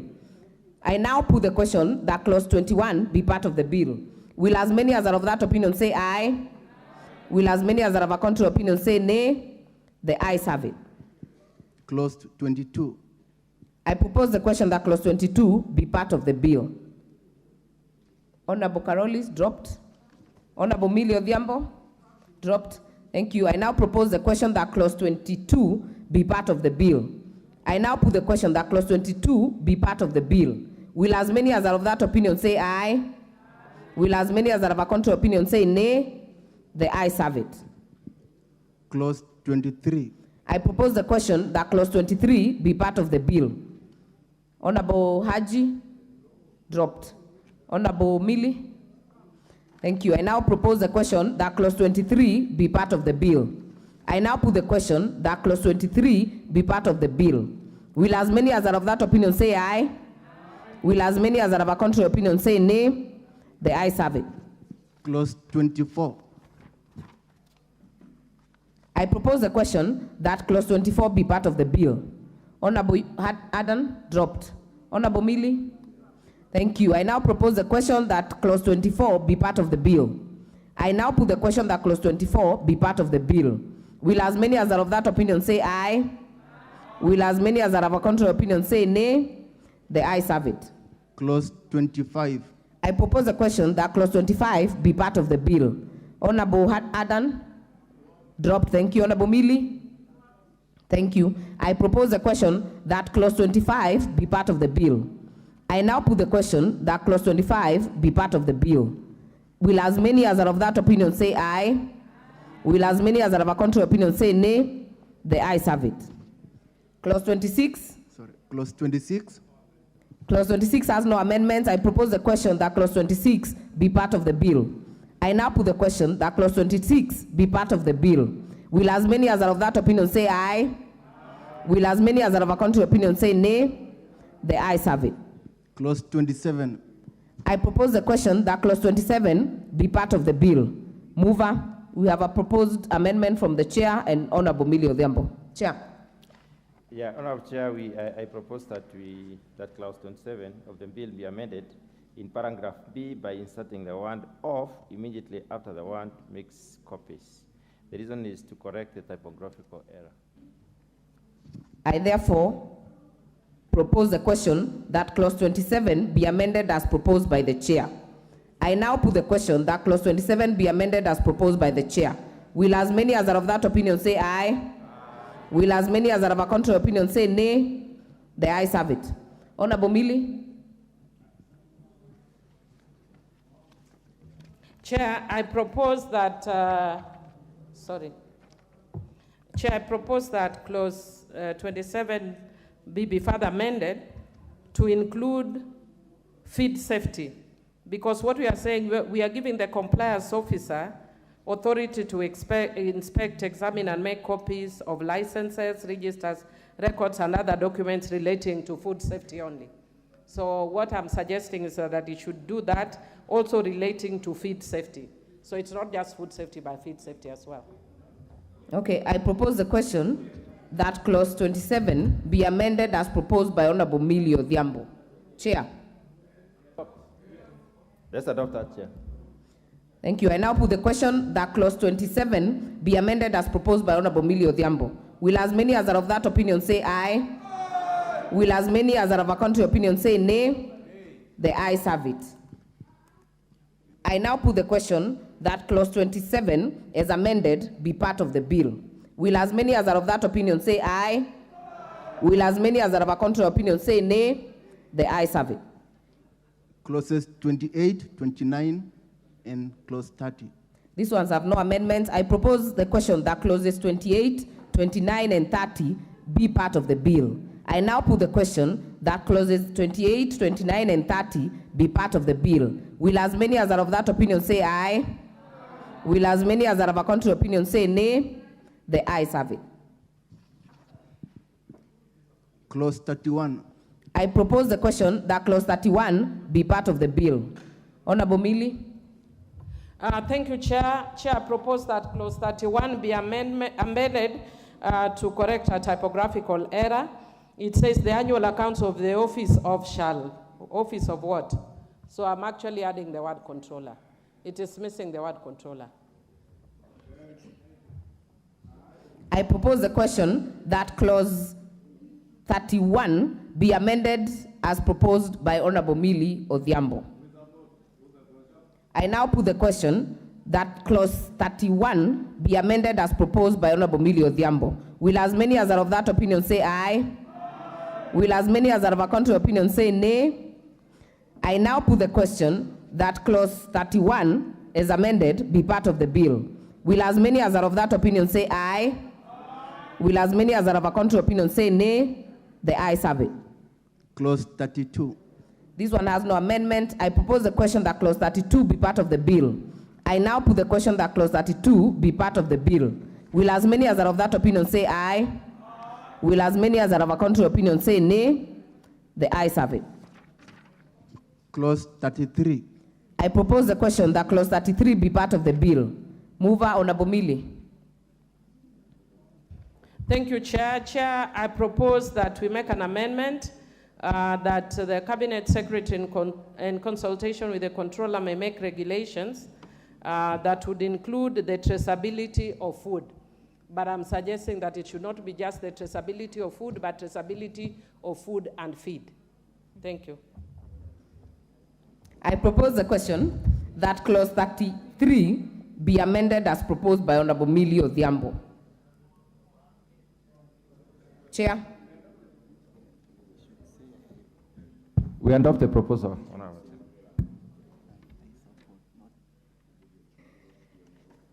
Chair, just to remind you, the adoption is up to the House. You can say you support. I now put the question that clause 33 be amended as proposed by Honorable Millie Odhiambo. Will as many as are of that opinion say aye? Will as many as are of a contrary opinion say nay?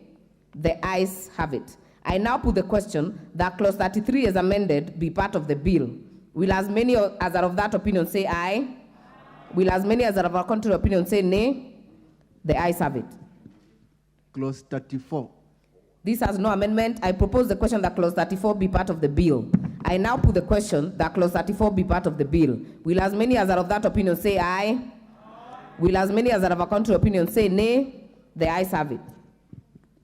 First schedule.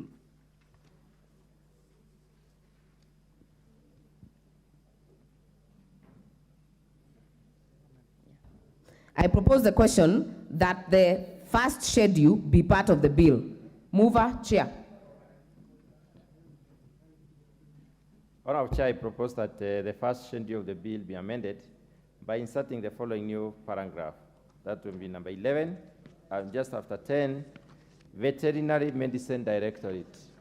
The reason is that for inclusion of Veterinary Medicine Directorate as a competent authority, as it is responsible for animal health products such as pesticides and drugs. The Veterinary Medicine Directorate is established under Section 39 of the Veterinary Surgeons and the Veterinary Paraprofessionals Act, number 29 of 2011. I propose the question that the first schedule be amended as proposed by the Chair. I now put the question that the first schedule be amended as proposed by the Chair. Will as many as are of that opinion say aye? Will as many as are of a contrary opinion say nay? The ayes have it. I now put the question that the first schedule as amended be part of the bill. Will as many as are of that opinion say aye? Will as many as are of a contrary opinion say nay? The ayes have it. Second schedule. I propose the question that the second schedule be part of the bill. Mover, Honorable Karoli. Dropped. Thank you. I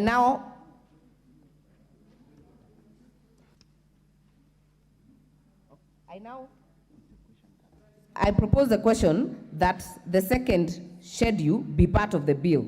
I now put the question that the second schedule be part of the bill. Will as many as are of that opinion say aye? Will as many as are of a contrary opinion say nay? The ayes have it.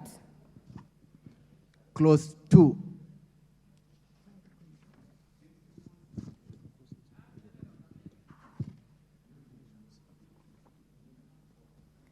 I propose the question that clause 2 be part of the bill. Mover, Honorable Haji, dropped. Thank you. Honorable Mili. No, I know Honorable Soro is tired and is setting a wrong tempo for the members, so please bring this during the day when you are not tired or when you don't have a date. But Chair, I seek your guidance, yeah? Chair, I seek your guidance because I have several proposed amendments. I don't know if I go through them one by one because some are dropping but some are moving. Can I go through them one by one? In clause 2. One by one. Yeah, because Yeah, there's one some- by one. Okay, then Chair, in clause 2, I'm proposing that we define the word consumer. It is referred to in the bill, but it is not defined. So I am suggesting that we define a consumer to mean a consumer as defined under the Consumer Protection Act, Act number 46, 2012 of the laws of Kenya. That's my first proposed amendment.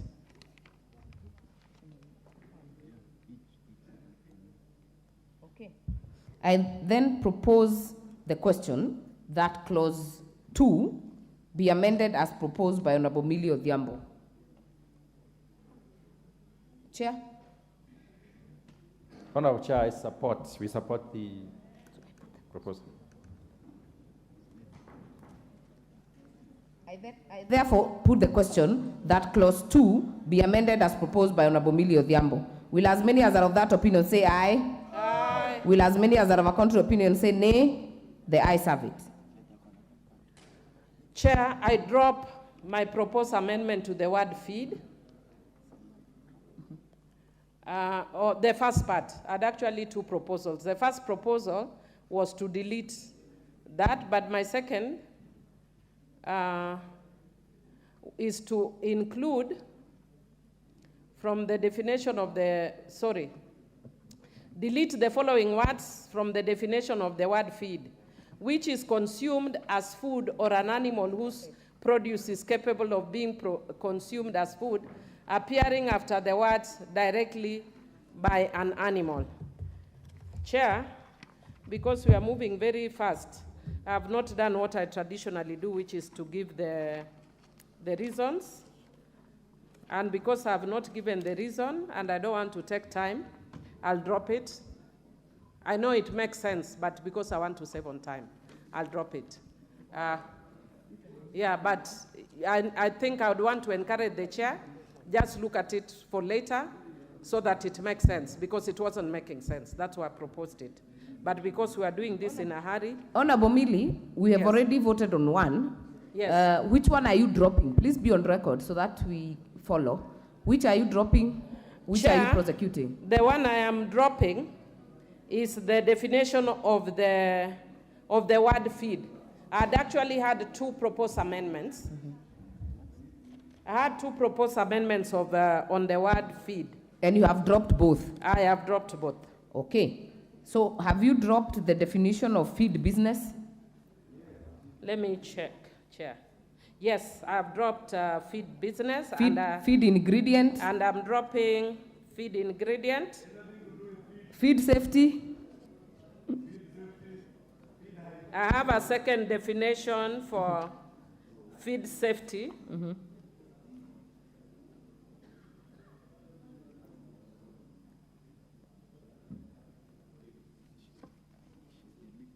And Chair, I think in tandem with what I was saying, actually my proposed amendment was just to make it clear, because there are some things which were making it look like it's actually awkward legally. But again, because of time, I will not move it. I had a second proposed amendment. I'll not move it. So I'll drop it as well. For feeds, that is feed safety. Food. Definition of food. The definition of the word food, I am proposing an amendment to add the words any edible after the words drinking water and after the word substance which has been used. And Chair, if you actually look at the definition of food there. Honorable Millie, are you moving it now? Yes, I am. That amendment under the definition of food. Yes.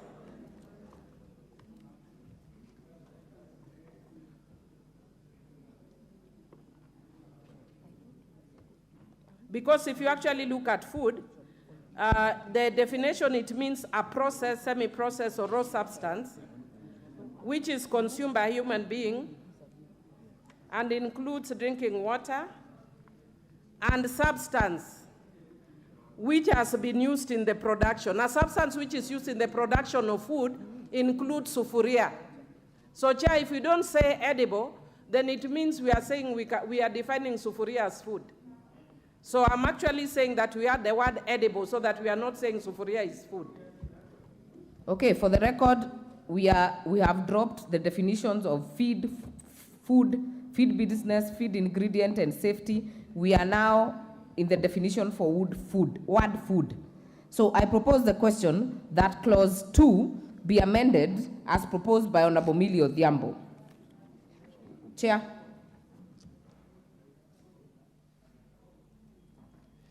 Thank you, Honorable Chair.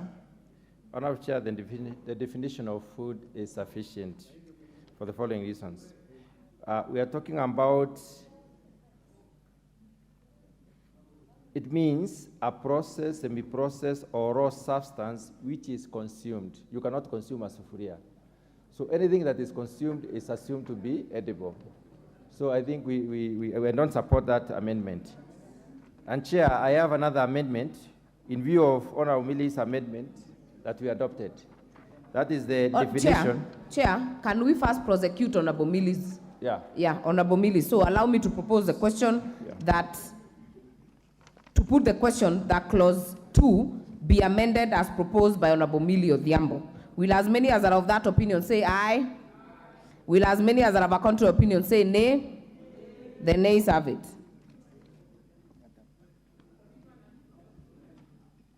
Honorable Millie, you have several other definitions. Kindly prosecute or drop.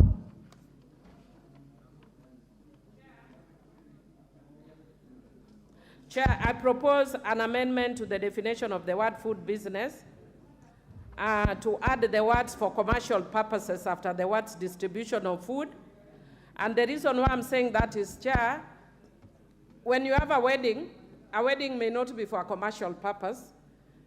So if you actually look at food business, it says it means the production, processing, storage, or distribution of food, but does not include the domestic preparation, handling, or storage of food for consumption within a residence. And a wedding is not within a residence, it's not domestic. So that's why I'm saying we need to put for commercial purposes. I move. Okay, I then propose the question that clause 2 be amended as proposed by Honorable Millie Odhiambo. Chair? I support that. Thank you. I now put the question that clause 2 be amended as proposed by Honorable Millie Odhiambo. Will as many as are of that opinion say aye? Will as many as are of a contrary opinion say nay? The ayes have it. Hazard. Definition of word hazard. Honorable Millie? Dropped. Thank you. Definition of multi-annual control.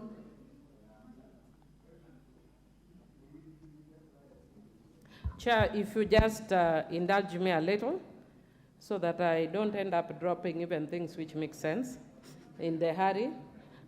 Because in multi-annual control plan, I was proposing to delete the words animal plant appearing. No, Chair, that one I drop. I drop that one. I dropped that one. Well noted, dropped. The official control amendment? Chair.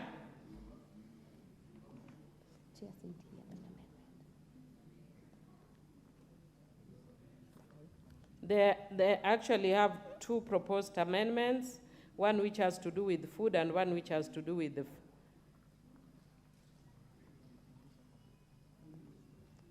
I'll drop them. I'll drop both of them. two. I'll drop both of them. Yes, I have. Why is Honorable?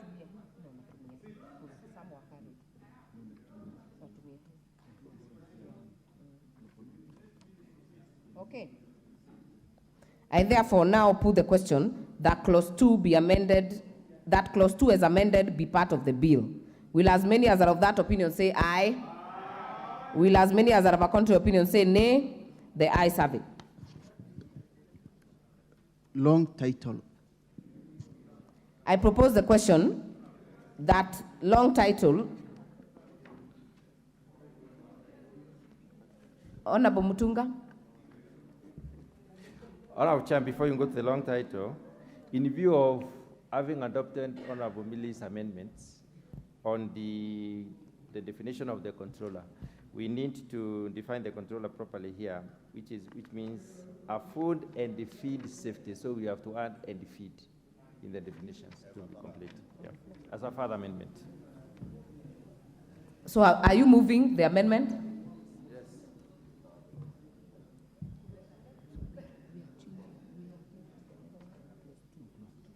Okay. I therefore propose the further amendment that I propose the question that clause 2 be further amended as proposed by the chair. I now put the question that clause 2 be amended as proposed by the chair. Will as many as are of that opinion say aye? Will as many as are of a contrary opinion say nay? The ayes have it. Long title. I propose the question that the long title be part of the bill. Mover. We have Honorable Haji dropped. Honorable Mili dropped. I then propose the question that the long title be part of the bill. I now put the question that the long title be part of the bill. Will as many as are of that opinion say aye? Will as many as are of a contrary opinion say nay? The ayes have it. Title. I propose the question that the title. I propose the question that the title be part of the bill.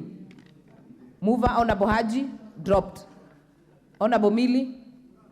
Thank you. I therefore propose the question that the title be part of the bill. I now put the question that the title be part of the bill. Will as many as are of that opinion say aye? Will as many as are of a contrary opinion say nay? The ayes have it. Clause 1. I propose the question that clause 1 be part of the bill. Mover Honorable Haji dropped. Honorable Mili dropped. I propose the question that clause 1 be part of the bill. And I now put the question that clause 1 be part of the bill. Will as many as are of that opinion say aye? Will as many as are of a contrary opinion say nay? The ayes have it.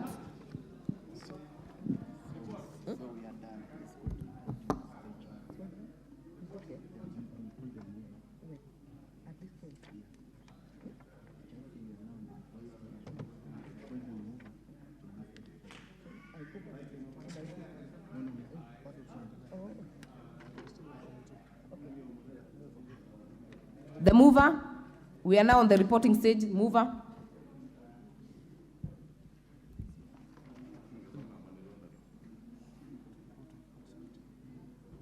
Mover to report on the Food and Feed Safety Control Coordination Bill.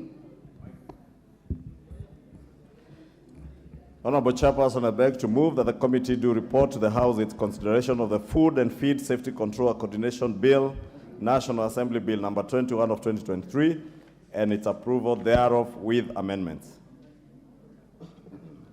I then put the question, which is that committee do report to the House its consideration of the Food and Feed Safety Control Coordination Bill, National Assembly Bill number 21 of 2023, and its approval thereof with amendments. As many as are of that opinion say aye. As many as are of a contrary opinion say nay. The ayes have it.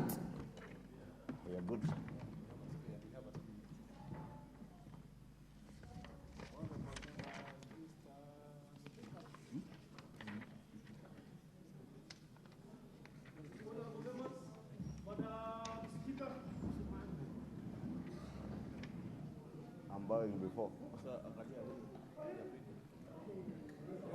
What?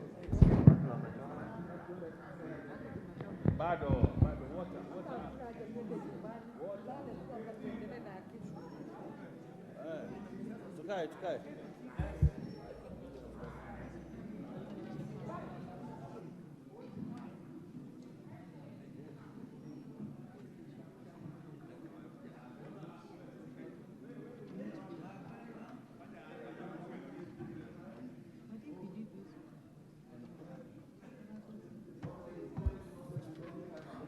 Order, members. I call upon the chairperson to report on the anti-money laundering and combating of terrorism financing laws amendment bill, National Assembly Bill number 35 of 2023. Honorable Speaker, I beg to report that the Committee of the Whole House has considered the anti-money laundering and combating of terrorism financing laws amendment bill, National Assembly Bill number 35 of 2023, and approved the same with amendments. Mover.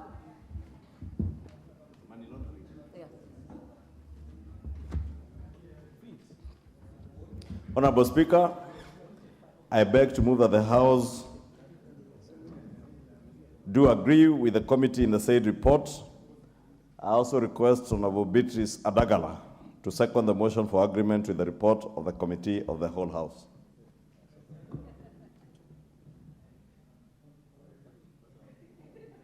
Honorable Beatrice Adagala, please give her the mic.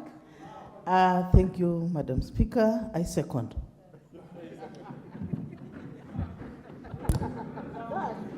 Thank you, Honorable Adagala. She seconded that one. Honorable members, I now propose the question, which is that the House do agree with the committee in the said report. I now put the question. Honorable members, I put the question, which is that the House do agree with the committee on the said report. As many as are of that opinion say aye. Aye. And as many as of the contrary opinion say nay. Aye. The ayes have it.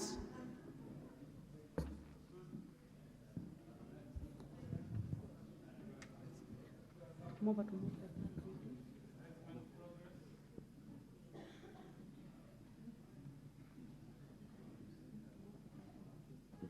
To move for the third reading.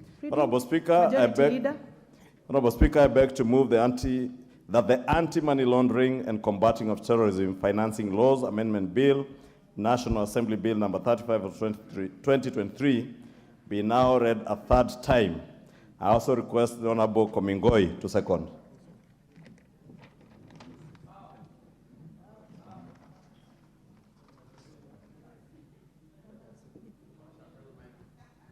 Please give it the mic even if he's just bowing. I second.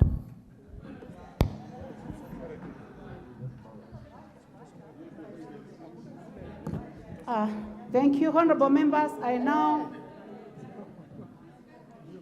propose the question, which is that the anti-money laundering and combating of terrorism financing laws amendment bill, National Assembly Bill number 35 of 2023, be now read a third time.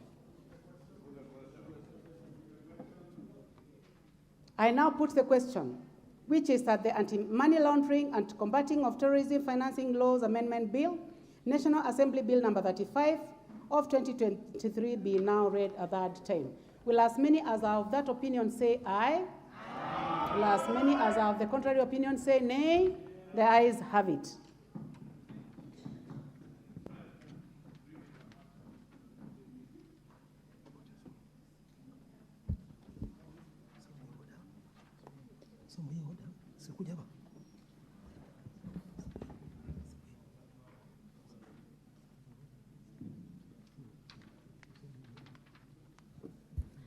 Thank you. Now we move to the Food and Feed Safety Control Coordination Bill, National Assembly Bill number 2021 of 2023. Chairperson.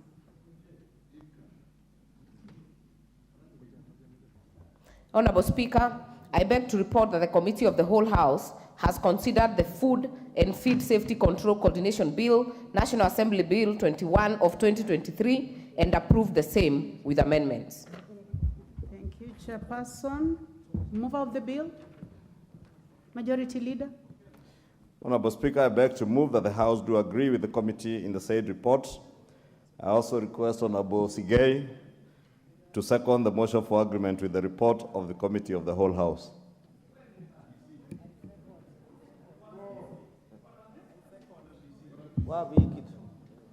Madam Speaker, I second.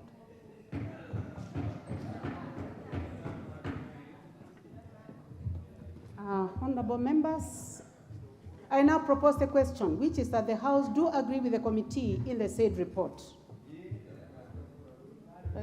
Go ahead and put the question. I now put the question, which is that the House do agree with the committee in the said report. Will as many as are of that opinion say aye? Aye. Will as many as are of the contrary opinion say nay? The ayes have it. Mover of the bill. Honorable Speaker, I beg to move that the Food and Feed Safety Control Coordination Bill, National Assembly Bill number 21 of 2023, be now read a third time. I also request the Honorable Jane Ngugi, member for the Tharaka-Nithi County, to second.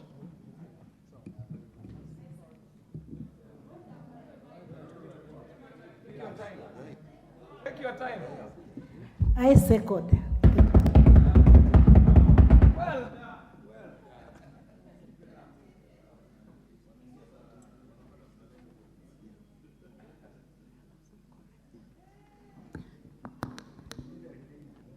Honorable members, I propose the question, which is that the Food and Feed Safety Control Coordination Bill, National Assembly Bill number 21 of 2023, be now read a third time.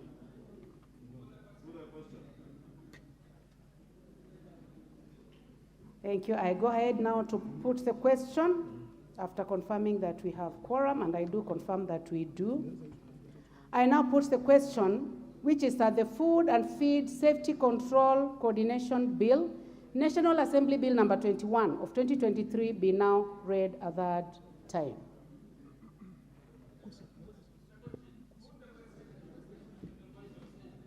Okay. And now I put the question, which is that the Food and Feed Safety Control Coordination Bill, National Assembly Bill number 21 of 2023, be now read a third time. Will as many as are of that opinion say aye? Aye. Will as many as are of a contrary opinion say nay? The ayes have it. A bill for an act of parliament to provide for coordination of the public institutions in the control of food and feed safety, to establish the office of the food safety controller, to provide for the role of county governments in food and feed safety, and for connected purposes.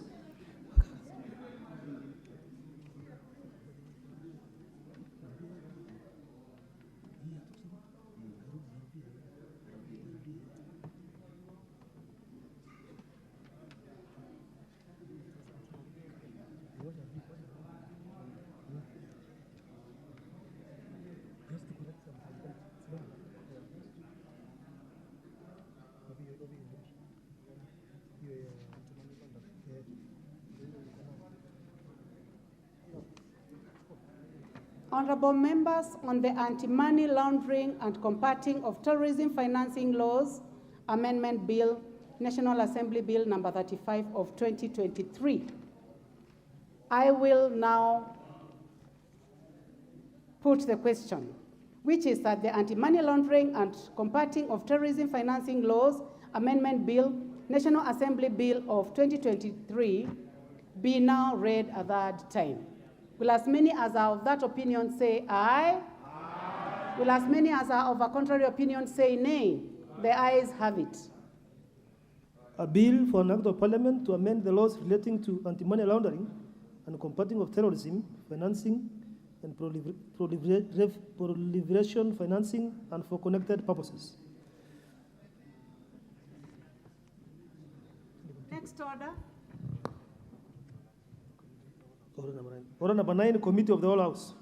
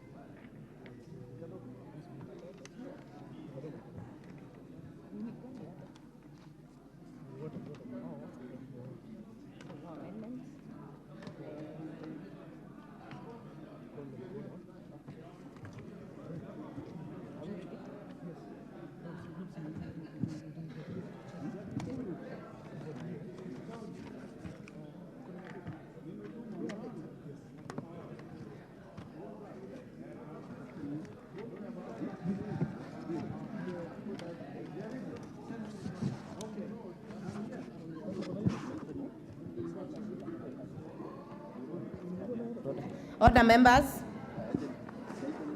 Order members. We are now in the Committee of the Whole. Consideration of the Water Amendment Bill, National Assembly, number 33 of 2023. Clauses 3 and 4. These ones have no amendments. I propose the question that clauses 3 and 4 be part of the bill. I now put the question that clauses 3 and 4 be part of the bill. As many as are of that opinion say aye. As many as are of a contrary opinion say nay.